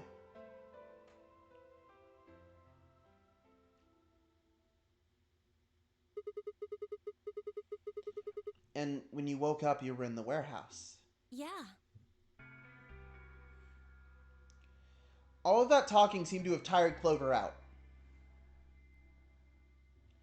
She sighed, and her long hair swayed as she moved. Hey, I've got a few questions. What are they? Well, first off, your, powers, I guess. I'm guessing you can't use them right now? Yeah. I'm not really sure why. I've been sending my brother messages ever since I woke up, but... No response? Yeah. If there was another Esper here, it could make me stronger. But that's just wishful thinking. Wait.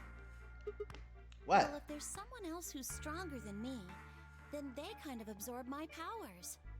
Maybe... No, never mind. That's probably not it. So Espers are conduits for other Espers.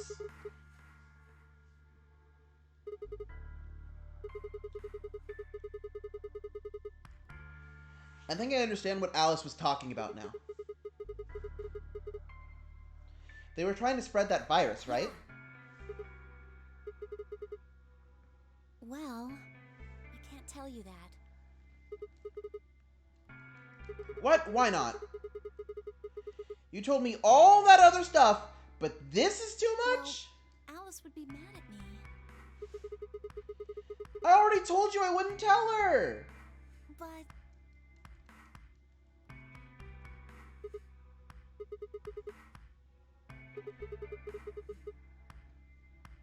Well, if we knew that, we wouldn't have gone to all that trouble. No. All we know is soon.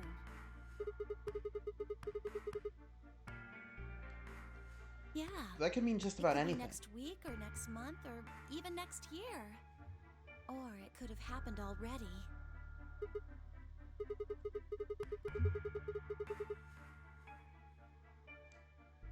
Wouldn't that make the most sense? Like, how about this room?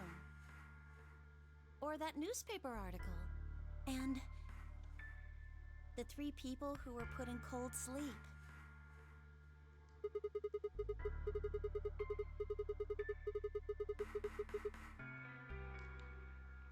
You're saying you, me, and Alice were frozen and the pandemic happened? Oh shit! Yes, it does. Yes, it does. Oh no, you're right.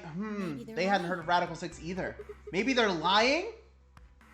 Well, if Kay really does have memory loss, then it's only 5. Quark is out too. So you're saying Tenmyoji, Dio, Phi, and Luna are all lying? Well, no, Luna knows what Radical 6 is. She knows. Right? For lying? What's their motive? How would I know? Then what's the motive for a terrorist organization to start a pandemic? I heard it was something about purifying the unclean? Oh! It's eugenics? Eugenics is what we're doing here. So you're telling me that they wanted eugenics. Okay. Oh. Oh. Unclean. Unclean. Unclean. Unclean. What? What are you doing? Shut up. Just hold on a minute. I'm this close to remembering. Unclean. Clean. Een. Een.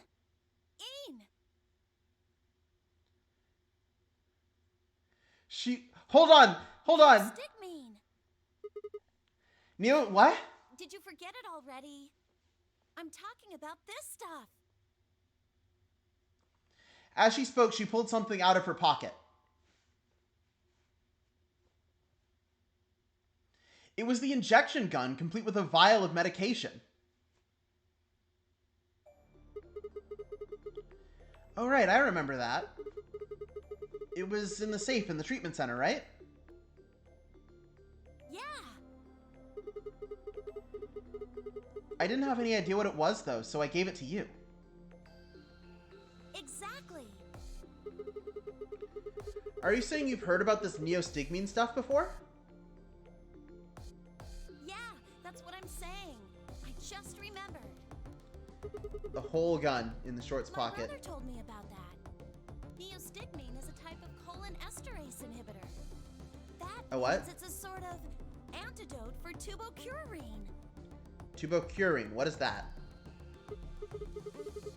Sorry, I still don't get it. How easy do I have to make it? Could you explain it to me like I'm not a med student? Okay, fine. I'll start at the top, alright? The stuff I've got in here is neostigmine, which counteracts the muscle relaxant tubocurarine. Following me? Oh shit!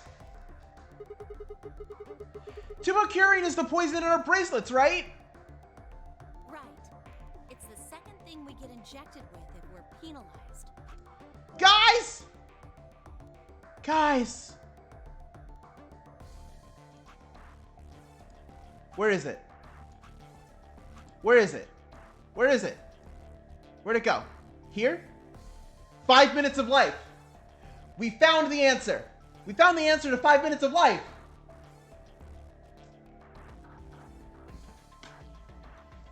We found a key!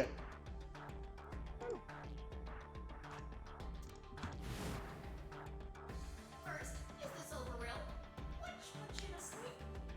9 minutes later, the tubocurarine is injected, numbing your respiratory muscles. I guess you could say it'll really take your breath away.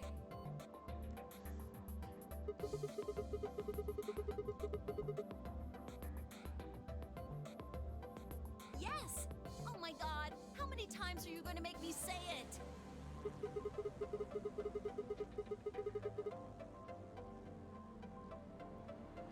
Yeah! We don't have to die. We're gonna be okay. We can only pull the trigger once, though. That means we can only use it on one person. Yeah.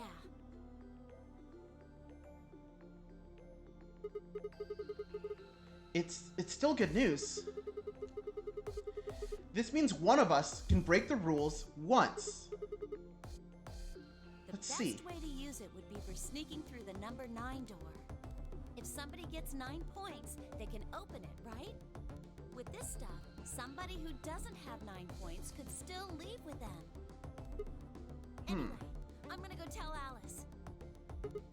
What? Hey! Clover, wait! Clover! It was too late. Clover was already on the lift and gone. Damn.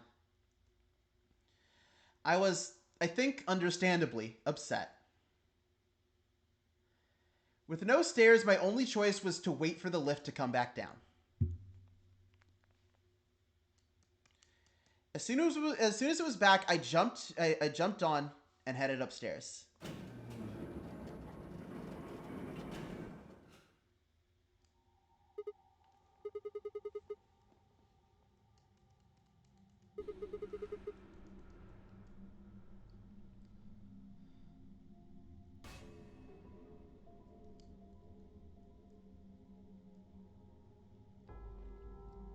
Oh boy.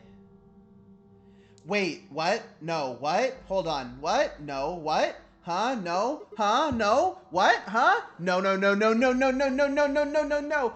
I grabbed her shoulder and shook her gently. Slowly she raised her arm, fingers drooping limply from it. She gestured toward the exit that led away from the warehouse. That way? She went out that door? Okay, no scalpel. Good news. I headed for the exit and then paused. You look pretty tired. Get some rest, all right? Oh, I will. Eternal rest. Still no response. There was something odd about her, but catching Clover seemed like more of a priority. I turned back around and jogged out the door toward the treatment center. Well, to be fair, in like anime and games, these kinds of things are more telegraphed to us, the viewers, than they actually would be to the characters in it.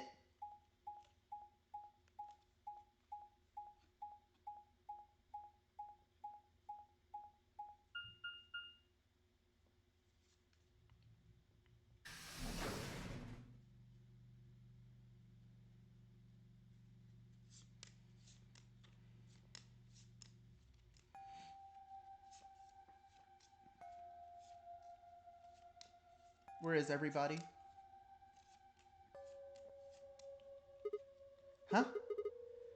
This is weird. Where is everybody? I'd assumed Alice would be in the treatment center, so Clover would have gone here to find her. But is Quark still in the tube?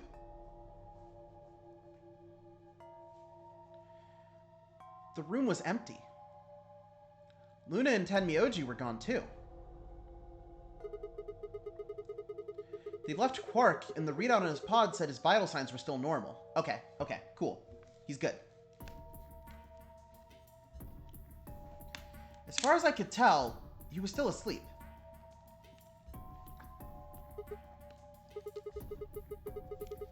I guess it's time to go look somewhere else.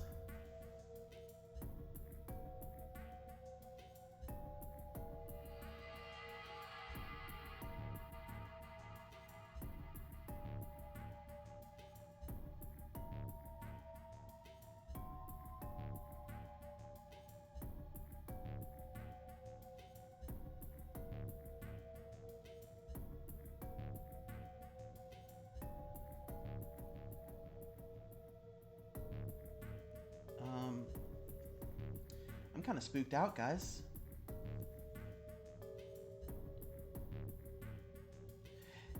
Everyone got Radical 6 and decided to go to the park and enjoy the water?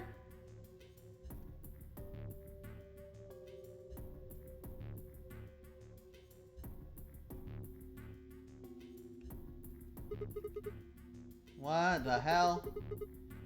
What is going on here?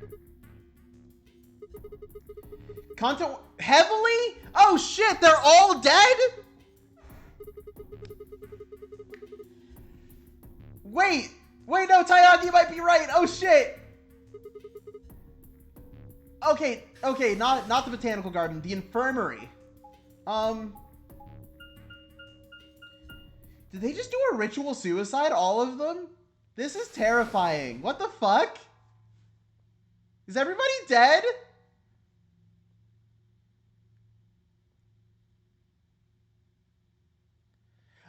I ran into the room and stopped short.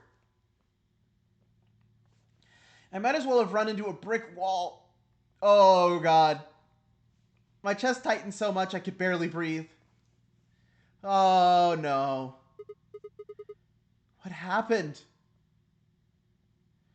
I felt my whole body convulse. Whether from terror or nausea, I couldn't tell.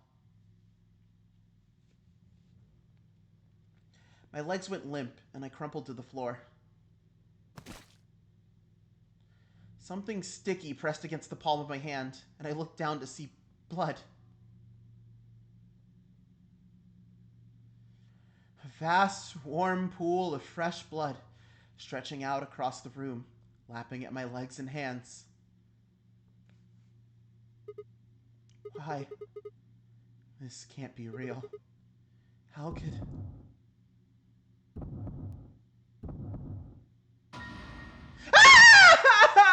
It's everybody!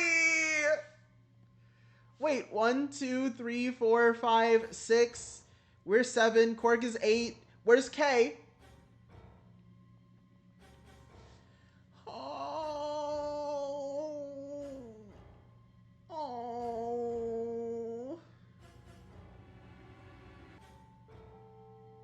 They sliced themselves open? Stabbed one another? I couldn't tell. All the blood. Too much blood. Whatever they'd done, it was clear that what tool they'd used to do it. Oh boy. A scalpel lay in the blood next to them, its handle streaked. Oh, ew. Ew. Oh.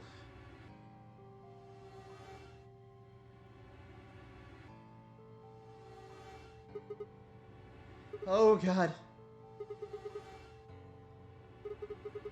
It's all over. This is how it ends. No! No! Sigma, no! No! No!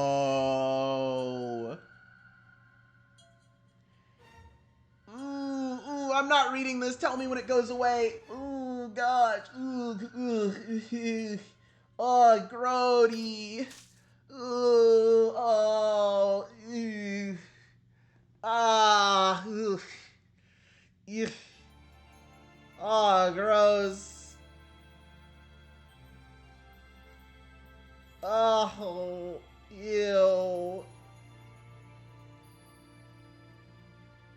Ew.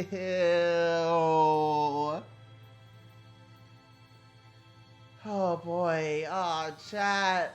Oh, grody. It's a credits roll? This is an ending? Yuck. Oh. Ugh. I guess so. What the fuck?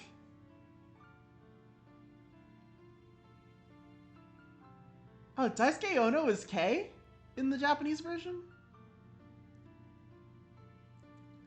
Oh, ew. Ugh. I'm gonna be sick. I'm gonna be sick, chat. Ooh.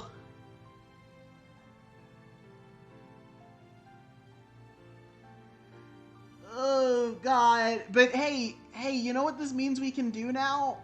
You guys know what this means we can do now?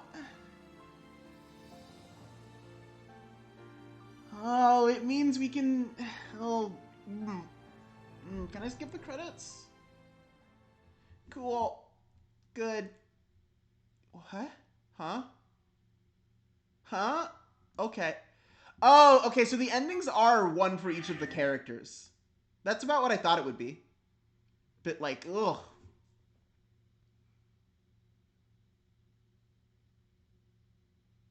Mmm.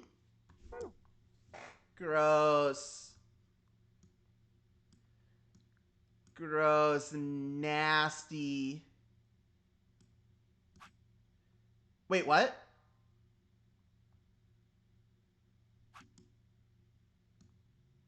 Hold on. I thought we... But... Hold on. What? Hello? They didn't unlock this? Huh?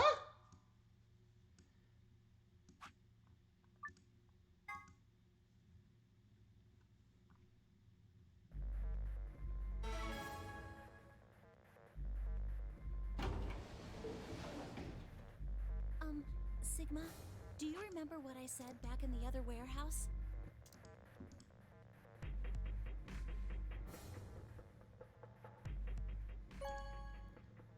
Now to see what happens.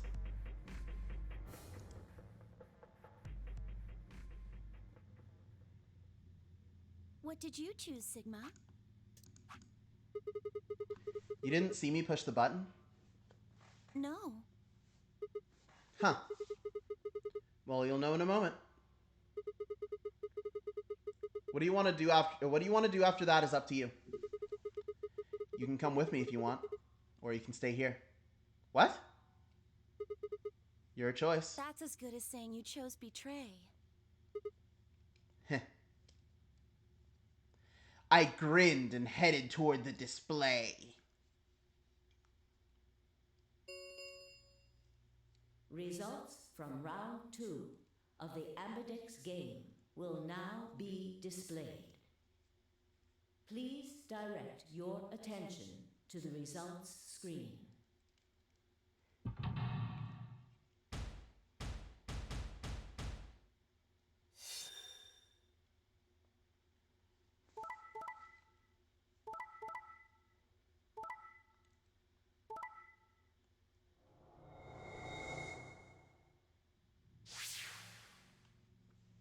Points have been assigned or subtracted accordingly. Please check your bracelet to see your updated bracelet points.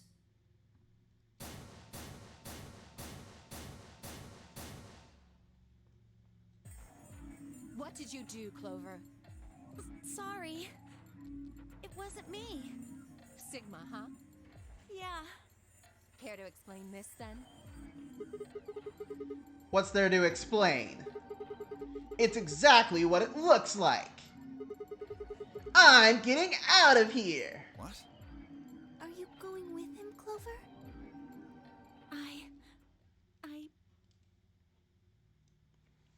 When they all turned to look at Clover, I made my move.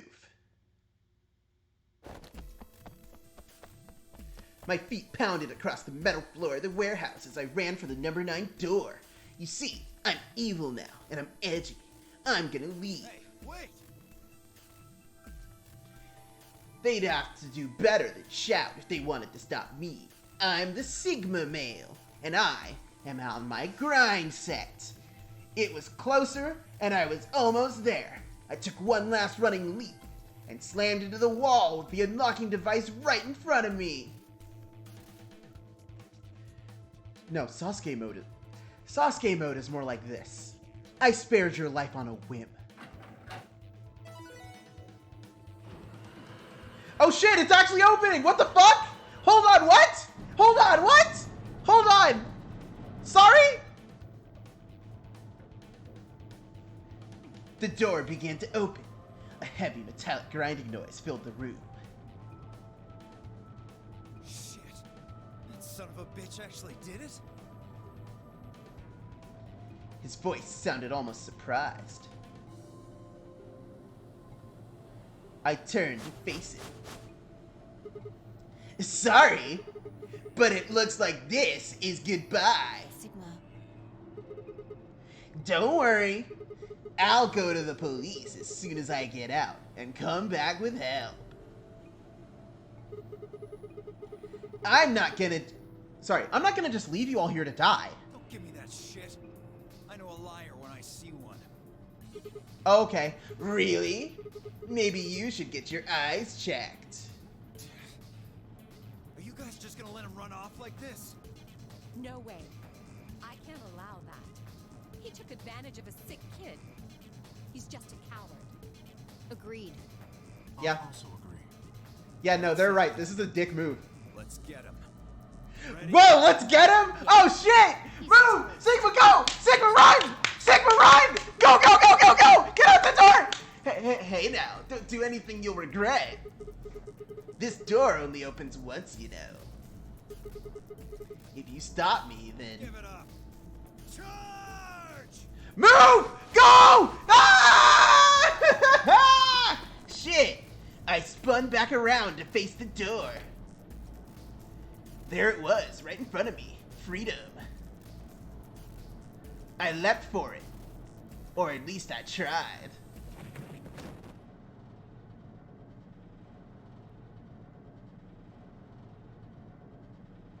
It happened in the blink of an eye.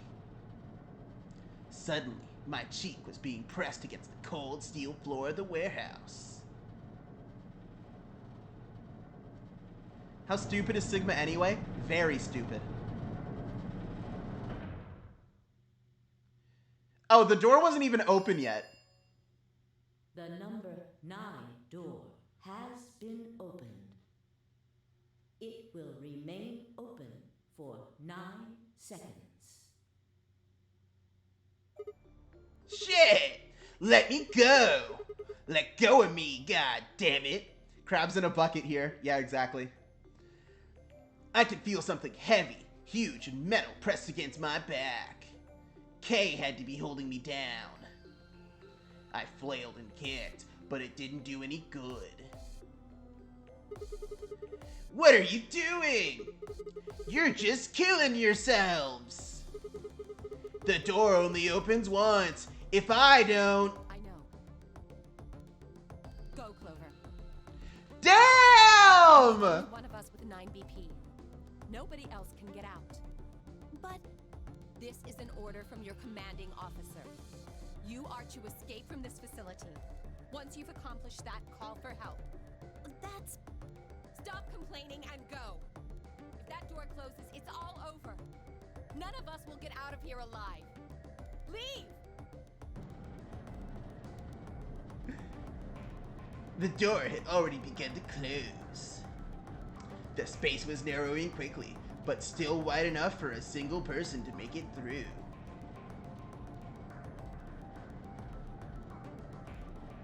Fine. You didn't leave me much choice.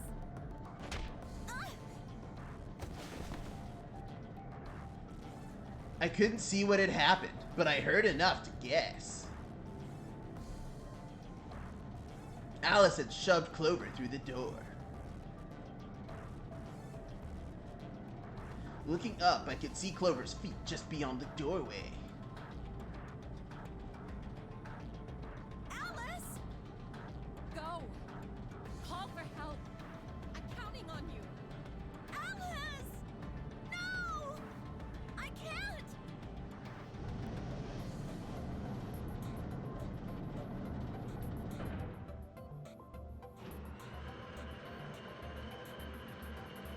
Okay, I think I should disengage evil mode now. And just... Okay, there we go. Door has closed. This ends the nonary game. Thank you for your participation. As the game is over, all doors other than the number 9 door have been unlocked. Escape is not possible. I'm really waiting for the ending where after they say escape is not possible, they let us use the fact that all the doors are unlocked to explore a little bit. Because I know this has to happen, right? Like, if I had to guess, true ending in this game involves the door opening. And then we just come back.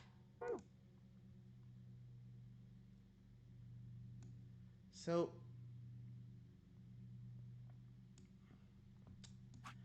I'm a tad bit confused. I thought we had the key. What? I thought we had the secret.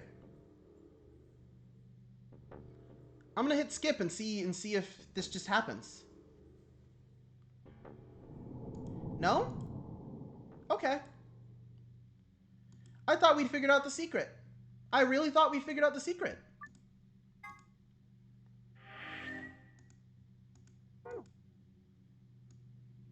So what now?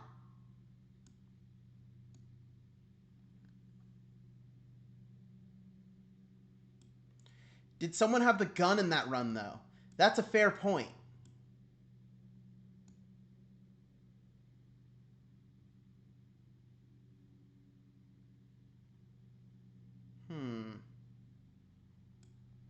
And then what we're missing here is, what is the long string of numbers, who planted the bomb, and who planted the bomb again?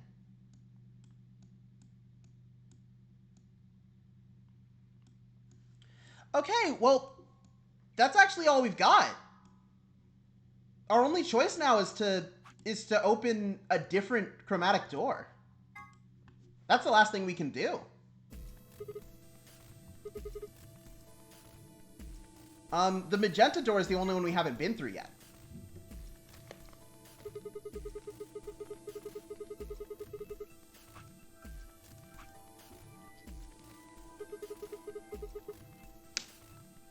Sure.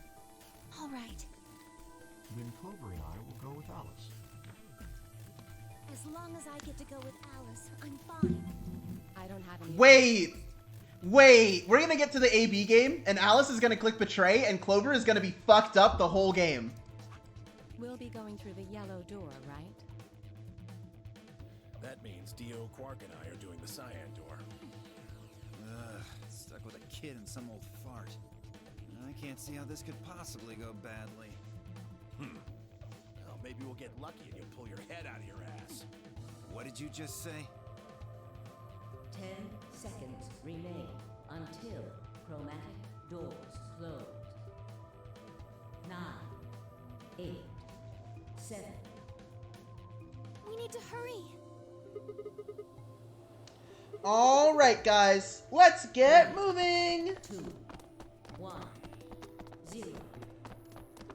Chromatic doors closing. I'm literally just sitting here, also playing with my. I built a Kamen Rider 01 model kit today, and I'm just sitting here playing with that while I read this text. 01 was pretty good.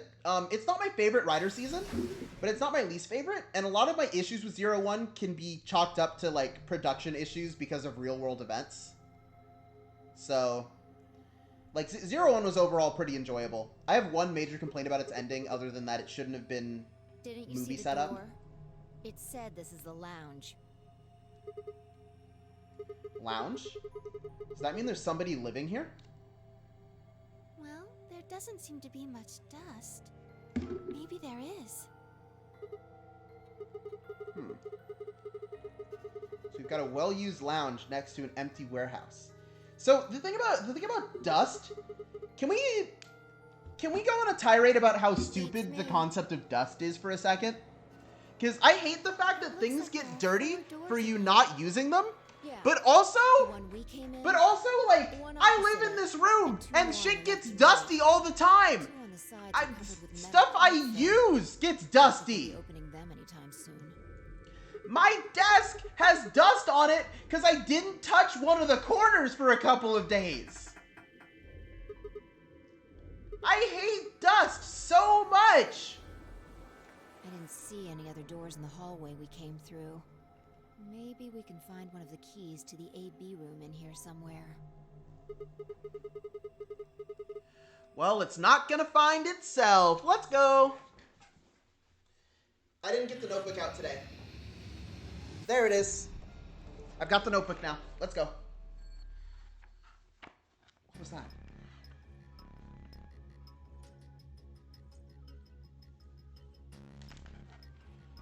Give me a second. Be equitable to your tables when touching. Okay, what is this? The lounge? The lounge. Where is a pencil? Because I got the book. I didn't get a pencil. There it is. Lounge. Okay. Let's start clicking around. There's a tablet here. There's no switch. There's 2 needles. And some glasses.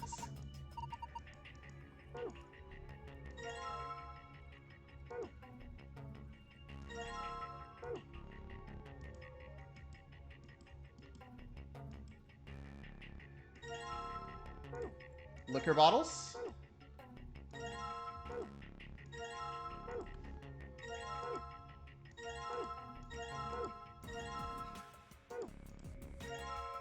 Ocean. Planet. I don't like how many items there are in this one. There's a lot of items in here. What is this? Okay, so this makes the cocktails. This is half a globe, or this is a quarter of a globe.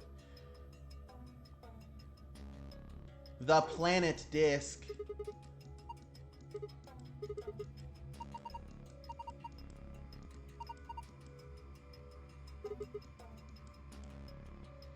Okay. What else? That's the safe. A page of the bartender's diary. Hemisphere? I just noticed they're called hemispheres.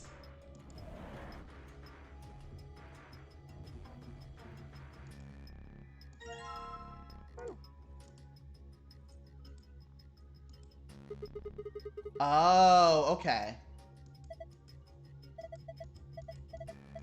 Red, white, blue, island, green, moon, black, ocean, yellow, earth, sun, planet.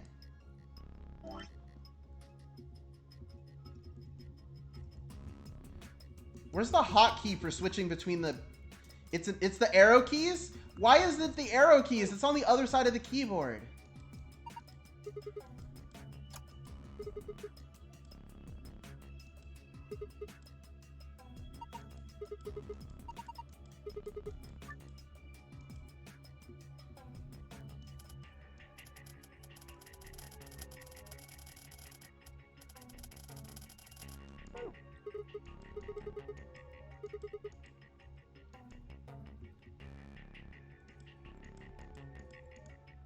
What's over here?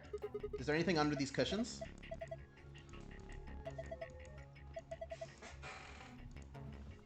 Anything under this cushion? Astronomy Today magazine. Okay. So before I bother solving anything, I'm just looking around to see what I can pick up. Wait, there's more glasses over there.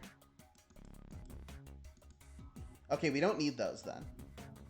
Okay, time to look at the archive menu. 4:50 p.m. Okay, let's start with that.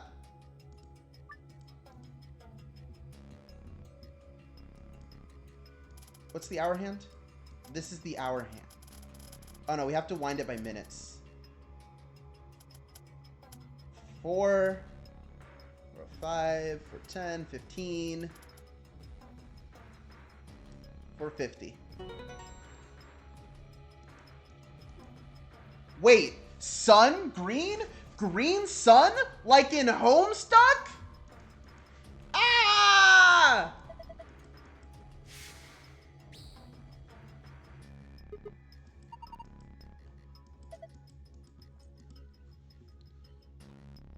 A laser? Oh yeah, and then we need to put the globe together. How many pieces of that do I have? I have 3, right? Not 4?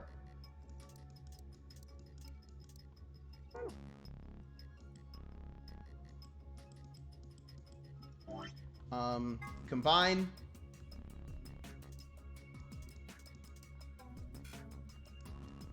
Can I combine these items? Can I combine these? I can't combine the disc in a single hemisphere, huh? Most of the northern hemisphere.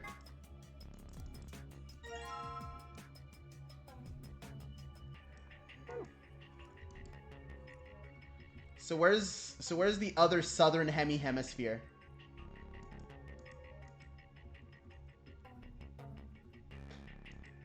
Wait. Garbage?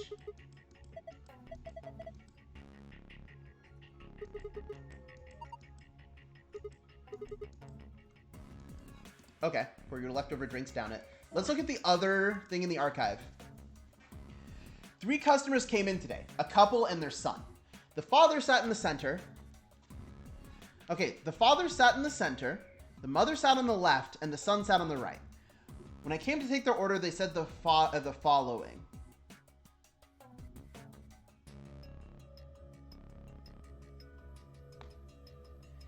Okay, so in my notes, I'm going to write M for mother, F for father,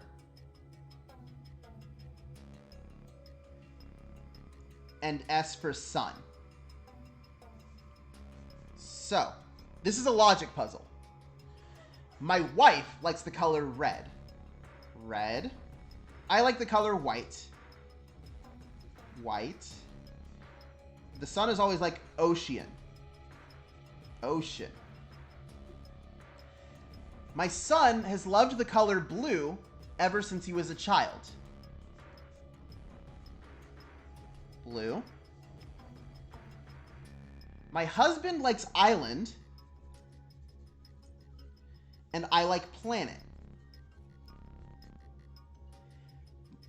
My mom and I like moon.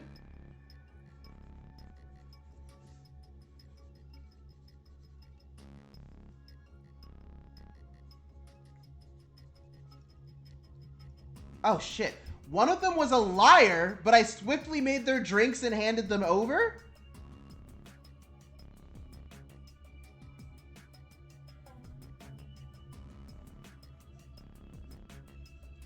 Okay. Okay, so I've written down all of the potential clues. I need to be able to wrap my head around this one. Let's go to the cocktail machine and see what the directions on it are.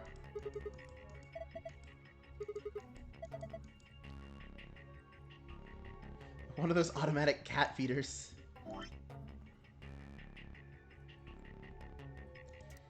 Well, yeah, but I need to see if there's any restrictions on what kind of stuff we can do.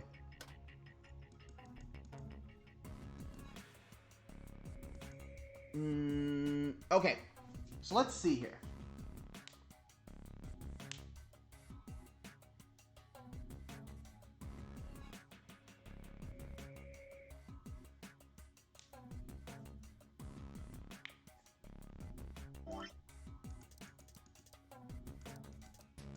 So I presume that I have to use 1 alcohol and 1 liqueur to make each of these drinks. So if I have to work with 1 alcohol and 1 liqueur. Actually, there's one more clue in the room that I'm not looking at. I need to see if that has anything for me. Does not look like it has anything for me. Well, I should probably actually click on it.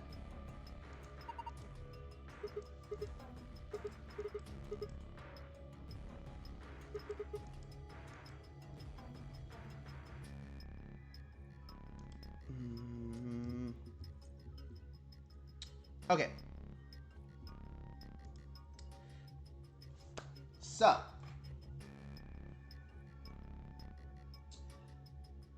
I see. I see. Let me open this again and make sure. That's not the memo. Let me open this again and make sure I've written all of this out correctly. This is the wrong one. There. Red, white, ocean. And then blue, island, and planet. Okay. And moon and green. So, here's what I'm thinking, right? if we have to use an alcohol and a liquor in each of these cocktails,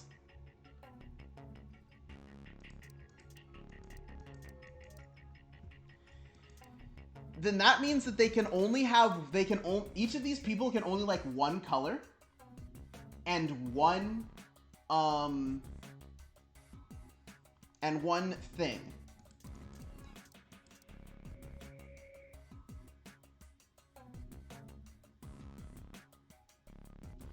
And I will say, the only color that we were given any indication for from the mom was red.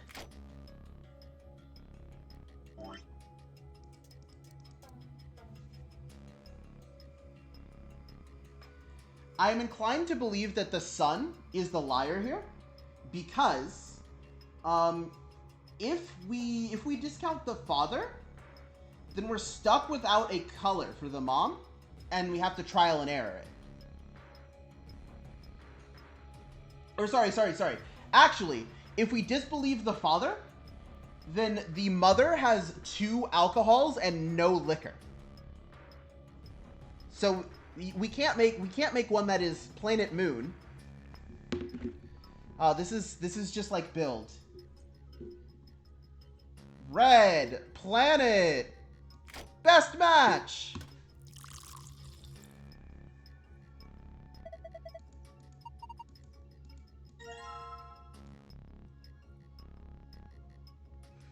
This is just like what they do at Dairy Queen. Dairy Queen is an American ice cream chain. They have real food also, but like nobody goes to Dairy Queen to eat their burgers. They go to Dairy Queen to eat the ice cream. But they have this one kind of ice cream called a Blizzard. Oh, I need to take these back. Oh, whoopsies. Oh, that's not how that works? Okay. So yeah, if we discount the son's words, then this is really easy, because we're left with Red Planet, White Island, Blue Ocean.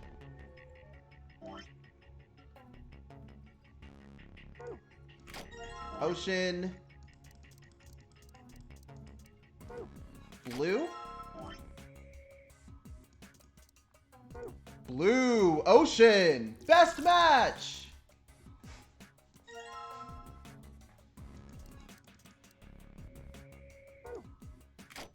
Light.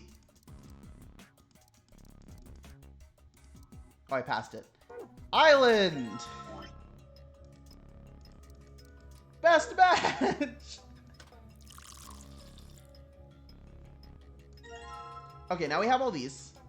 We go over here. White Island goes in the center.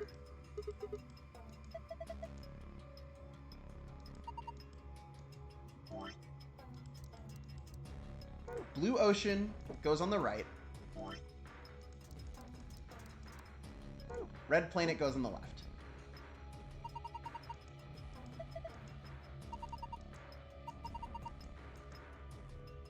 Oh, wait. Do I need to flip these?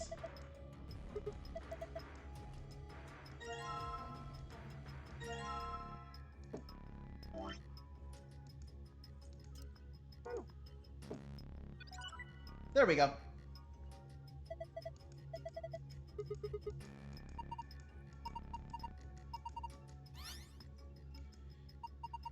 Hold on! No, hold on! This isn't supposed to be here yet! What the fuck?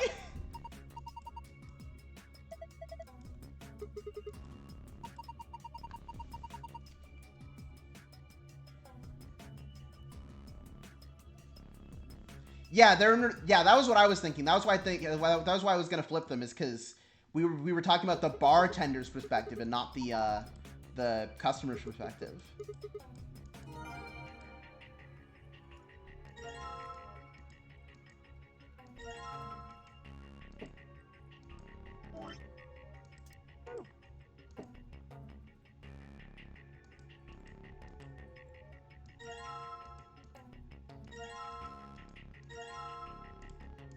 Okay. So here's the thing, is that leaves us with a bunch of shit we didn't use, though. Like, what was this about?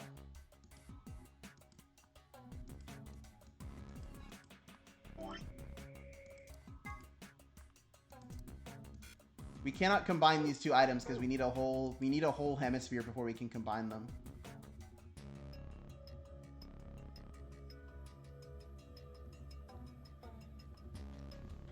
Like, yeah, what? Wait, no, I see it. Never mind. There it is.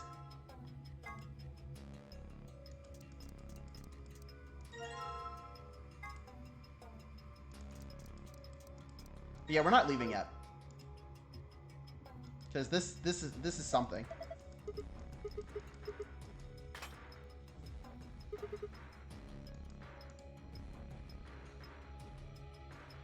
Blue planet, red moon.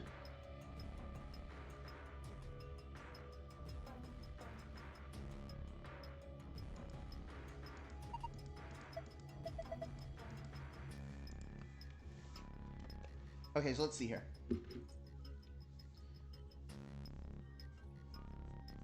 Blue planet. Red moon.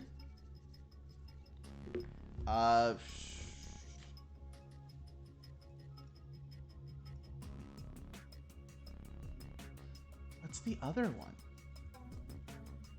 Oh, wait. Green sun, blue planet, red moon.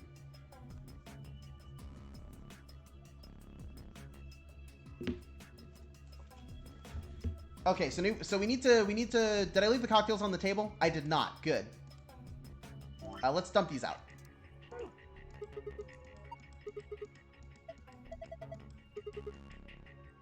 I'd like to, but like, what if it's poisoned?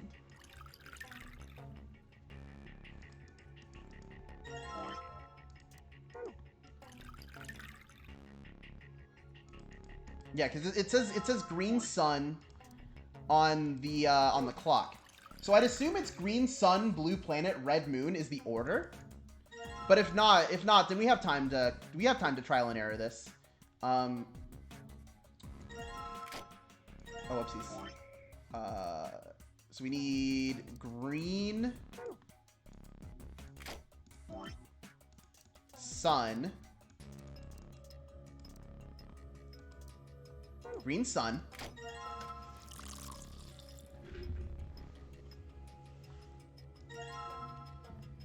And then we need red planet. No, blue planet.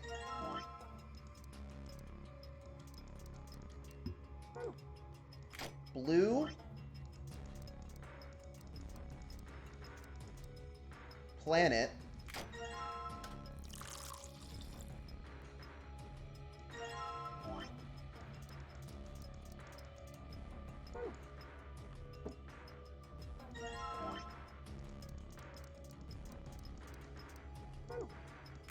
Red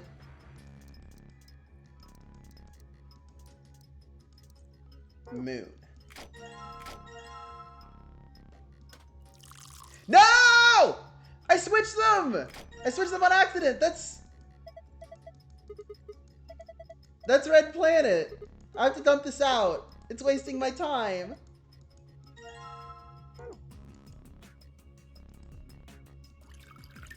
Pour this out.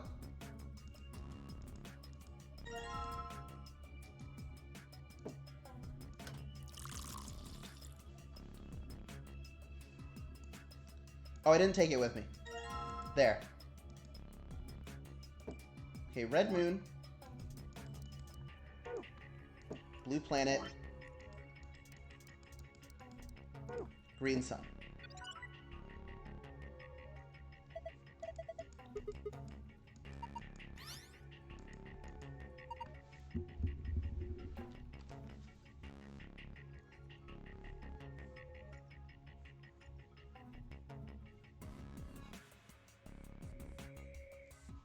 I've actually forgotten which color is the secret password and which one is the escape.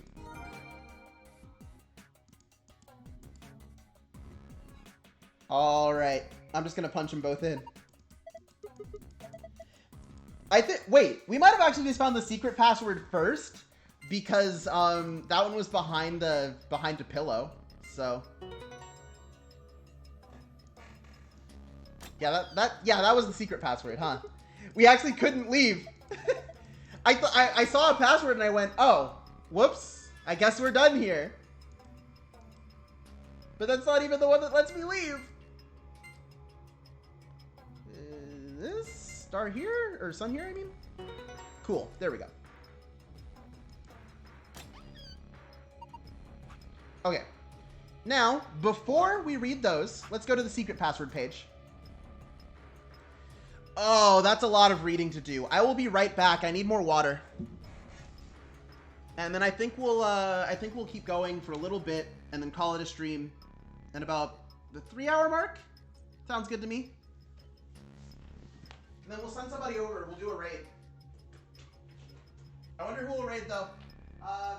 Is Chris streaming today? I don't know.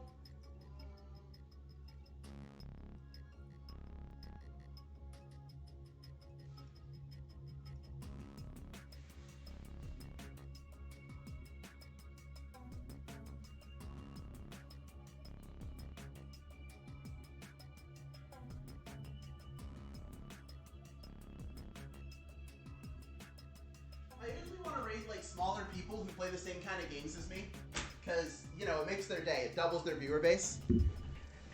Back to your chainsaws. Okay, here we go. What is the Nonary game? It's a deadly game that 9 people have been forced to play. The official name is Nonary Game Ambidex Edition. As part of the Nonary game, the participants must also play the Ambidex game, or AB game. What is the purpose of the Nonary game? To escape by walking through the door marked with a number 9. How do you open the number 9 door? You have to earn at least 9 BP. How do you earn BP? Go to the AB room and play the AB game. How do you enter the AB room? Next to the AB gate is a card reader. Just slide the designated key card into it and the door will open. Excuse me. Where are these key cards? Behind the chromatic doors. Here are a few more rules for you. Oh, we've already read this. ABs and CDs. I didn't notice that either. We've already read this rule. This rule was read to us in the main story. In addition to a number, each bracelet will either say solo or pair. Each color will have 3 bracelets, 1 solo and 2 pairs. The 2 people who have the same color pair will share the same fate and must vote together as one. BP refers to bracelet points. The number of BP you have will be displayed on your bracelet. If your BP is greater than 9, then you can open the number 9 door and escape.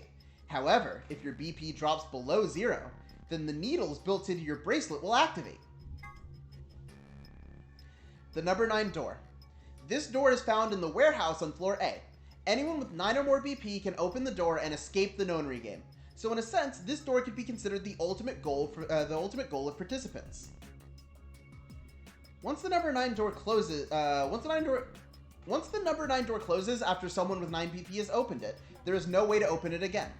During his explanation, Zero the Third said, "The number 9 door can't stay open more than 9 seconds." This is not strictly correct, however. The time period Zero the Third is referring to is the time when the door is fully open. That means if one takes into account the time when the door is opening and when it is closing, it is open for somewhat more than 9 seconds. Something I regret is when these games came out, they were selling watches shaped like the bracelets, and I couldn't afford them back then. Damn!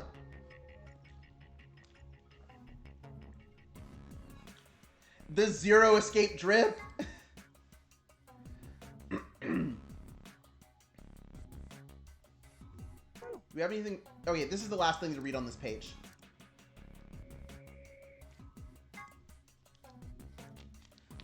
At certain times, the sun, earth, and moon align in such a way that the moon is completely within the earth's shadow. This causes the moon to appear reddish-brown colors as light from the sun passes through the earth's atmosphere and reflects off of the moon's surface. Incidentally, the game refers to a lunar eclipse on New Year's Eve in 2028, which is, or rather will be, an actual event. It will be visible only on the Eastern Hemisphere at 1652 UT. That's pretty cool, actually. They researched when a lunar eclipse was gonna be.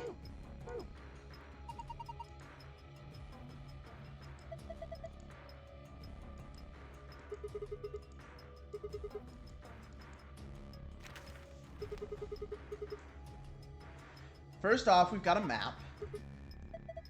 Okay, whatever. There's a map. Next thing. A card. Okay, 2 cards actually. One for me and Fi, one for Luna.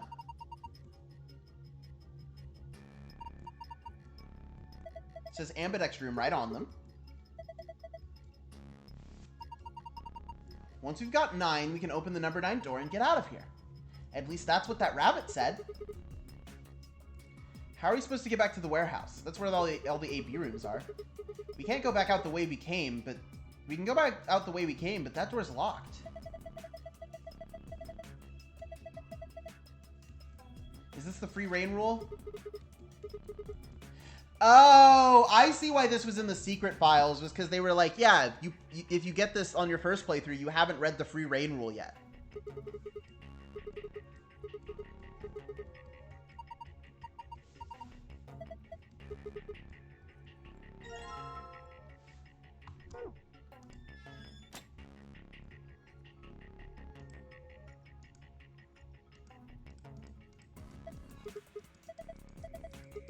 Alright, let me out. Let me out. Wait, shit! Sorry, they were talking about something. I want to tell you about total lunar eclipses. During a total lunar eclipse, the moon is entirely covered by the Earth's shadow. That doesn't mean the moon just disappears or turns black, though. It actually reflects light that passes through the Earth's atmosphere. But this makes it appear to be red. Essentially what's happening is the moon is reflecting the sunset. So the moon looks red during a total lunar eclipse? Yeah, I think so. Why are you telling us this? I just thought I should. What kind of an answer is that? Anyway, that's it. I'm done. Hurry up and open the door. Come on. What are you waiting for? Get on with it. Alright, fine. Time to get on with it then.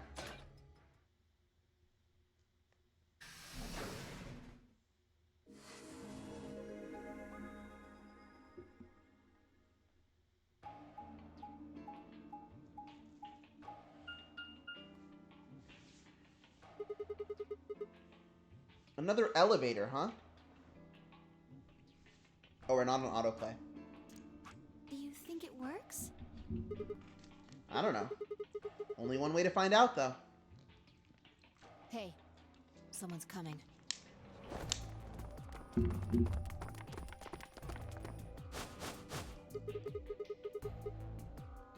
Looks like Kay, Alice, and Clover. And Dio, Quark, and Tenmyoji.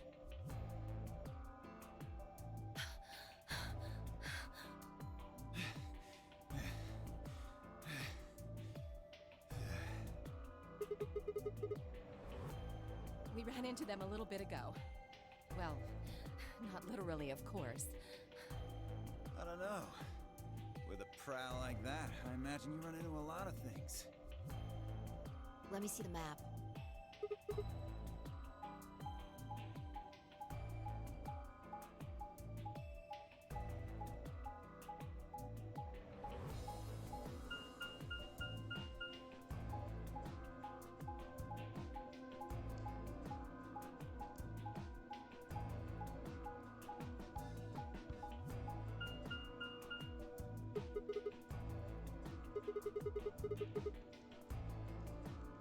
That's the same as the map we found in the infirmary.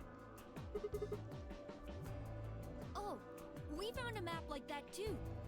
Ours was in the crew quarters.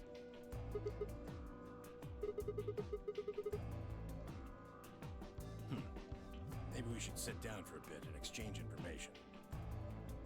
No. There's plenty of time for that after we check out this elevator.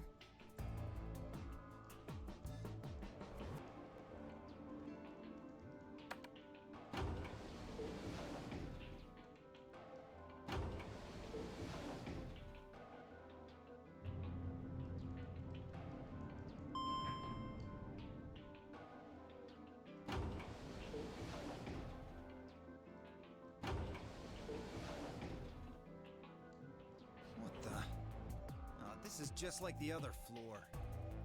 These doors have colors on them too. The one on the left is green. The one in the middle is blue.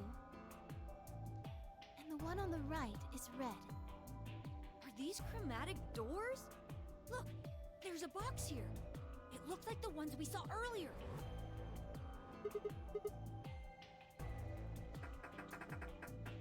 Okay. Yeah, just like the other doors. No good trying to force it open, I suppose. Is something wrong, Alice? You've been staring at your bracelet. Oh. No, I'm fine. But it looks like my guess was right. The numbers have changed. Numbers? Oh, yeah, the time left. Looks like 2 hours. 6 minutes? Ah, for fuck's sake.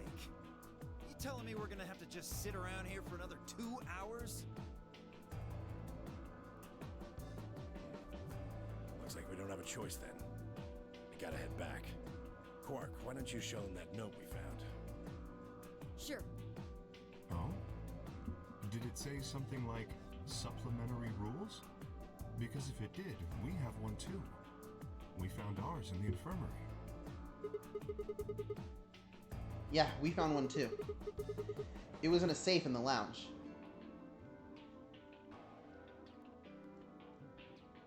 Here are a few more rules for you. Yeah, we've read this like 8 times. It's fine.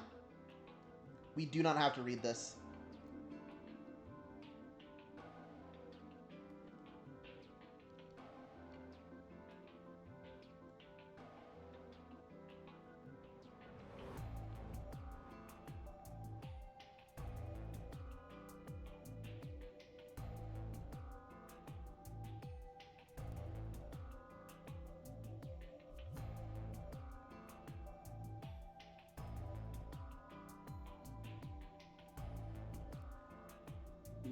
Yeah, free reign rule, blah, blah, blah.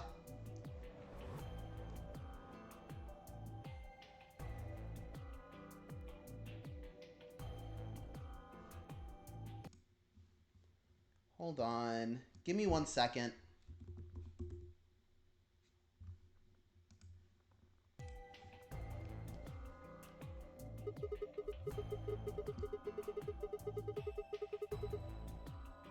If that's true, we can all go back the way we came and get into the warehouse. I don't think Zero's saying we can. I think he's saying we have to. Otherwise, what's the point of that key card? You mean this? The Ambidex room key. We found some too. That makes 6 then. 1 for each AB room. Let's head back to the warehouse. What if we waited here? What if we actually didn't play the AB game? What if we all waited here and then just went through the doors? Because we still can make the colors here. Asshole. Better hope I don't have rabies, you self-satisfied old turd. Well, what's it going to be? Are you going to go back with us? Or are you staying here by yourself? Alright, fine. I'm going.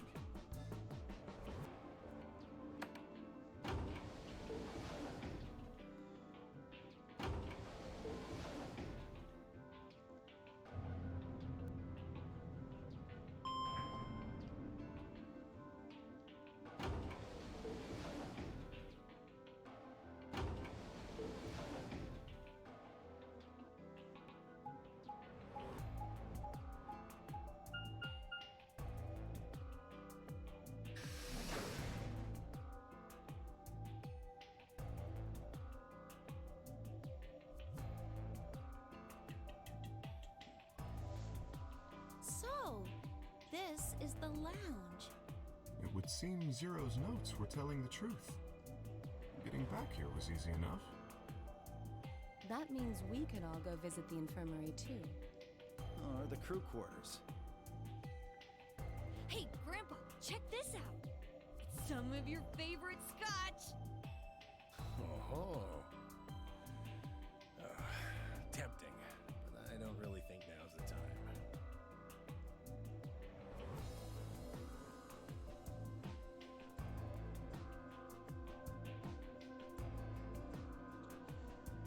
had they been that close? In other words, they'd known each other before the Nonary game? Yeah, so we've read all of this before.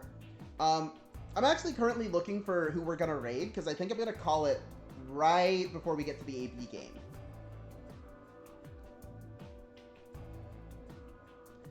Oh, no, I'm not sending you guys to watch Overwatch. I'd never do that to you. Let's go, buddy.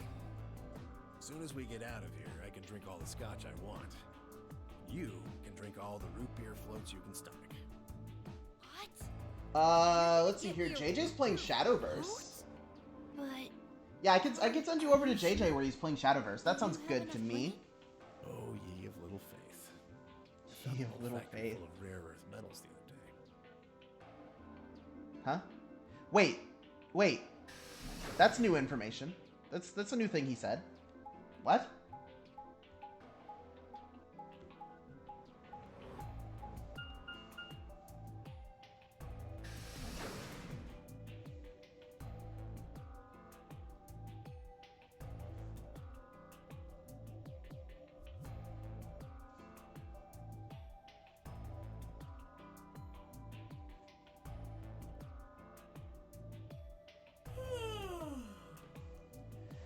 You and me both, Zero.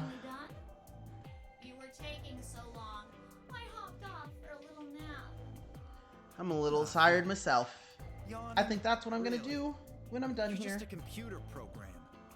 You don't get tired. Hey, Theo. My temper's got a hair trigger, and you're awfully close to pulling it. So I'd watch my mouth if I were you. Otherwise, Well, you really need me to spell it out. Forget it. That's a good boy. Alrighty, let's get back to what we were talking about earlier. Namely, how do you get more BP? Well, we go into the AB rooms, right? And then we stand there. We stand there in the AB rooms. That's how it works.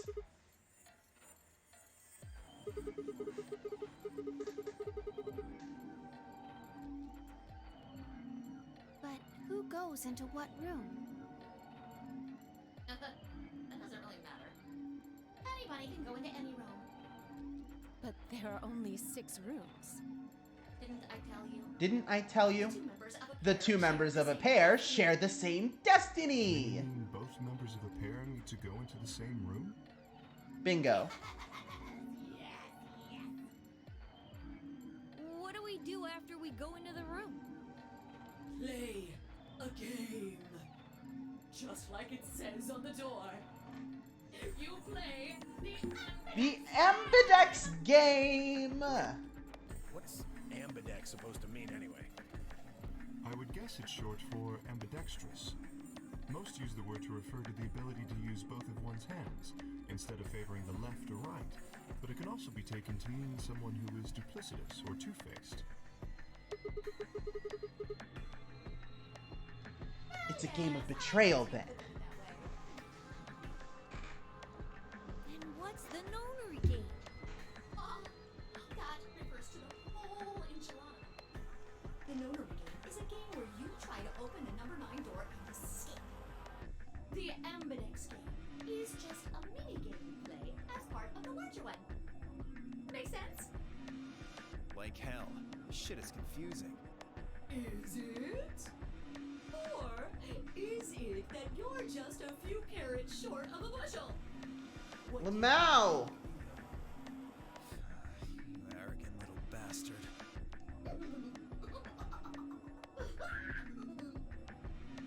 Well, that's just how I am, so you better get used to it. Now, could I have you all move to the 8-bit room, please? I'll give you more specifics once everyone's inside. I think it'll probably be easier to understand that way.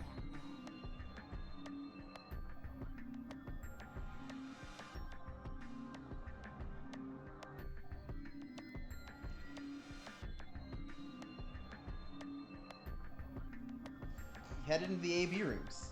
There wasn't really much of a discussion of who went into what room.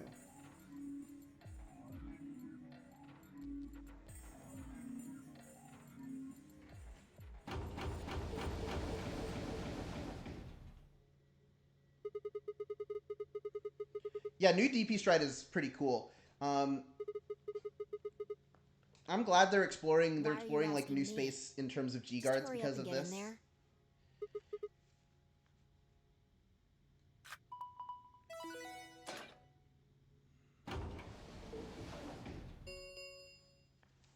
An Ambidex gate has been opened. 45 minutes remain until Ambidex game polling closes. This game's got a time limit too. Oh, we're not dealing with this right now. Oh no. Not again.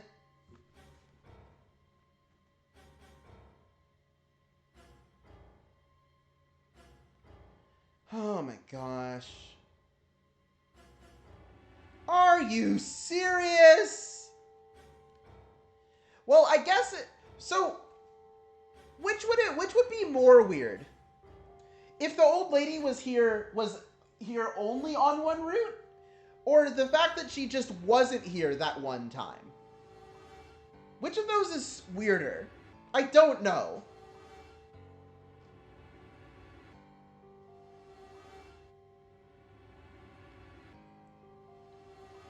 And to answer your question, 9, yes! Yes, I did forget about the old lady.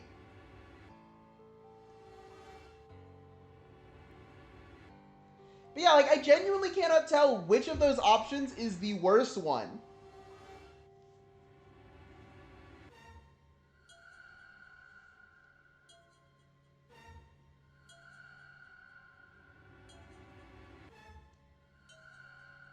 What?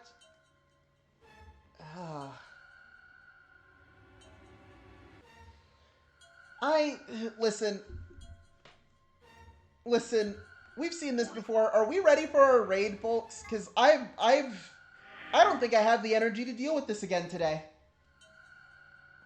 I think I need a break.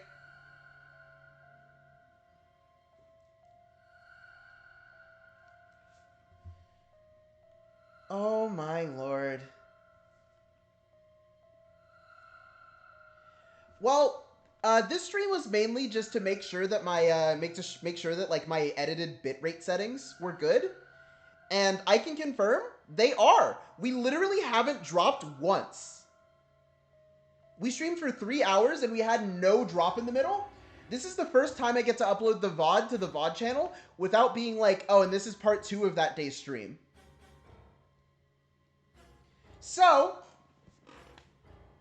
I think this was a complete success, and that we are gonna go do a raid.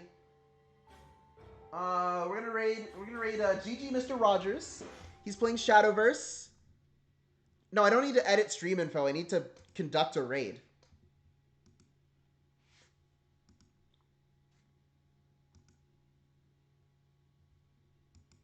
Okay, starting raid.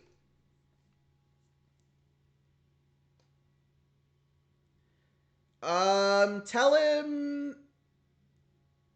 Just tell him I said hi. Raid now! Go, go, go! Go! Raid! Boom! Move! Raid!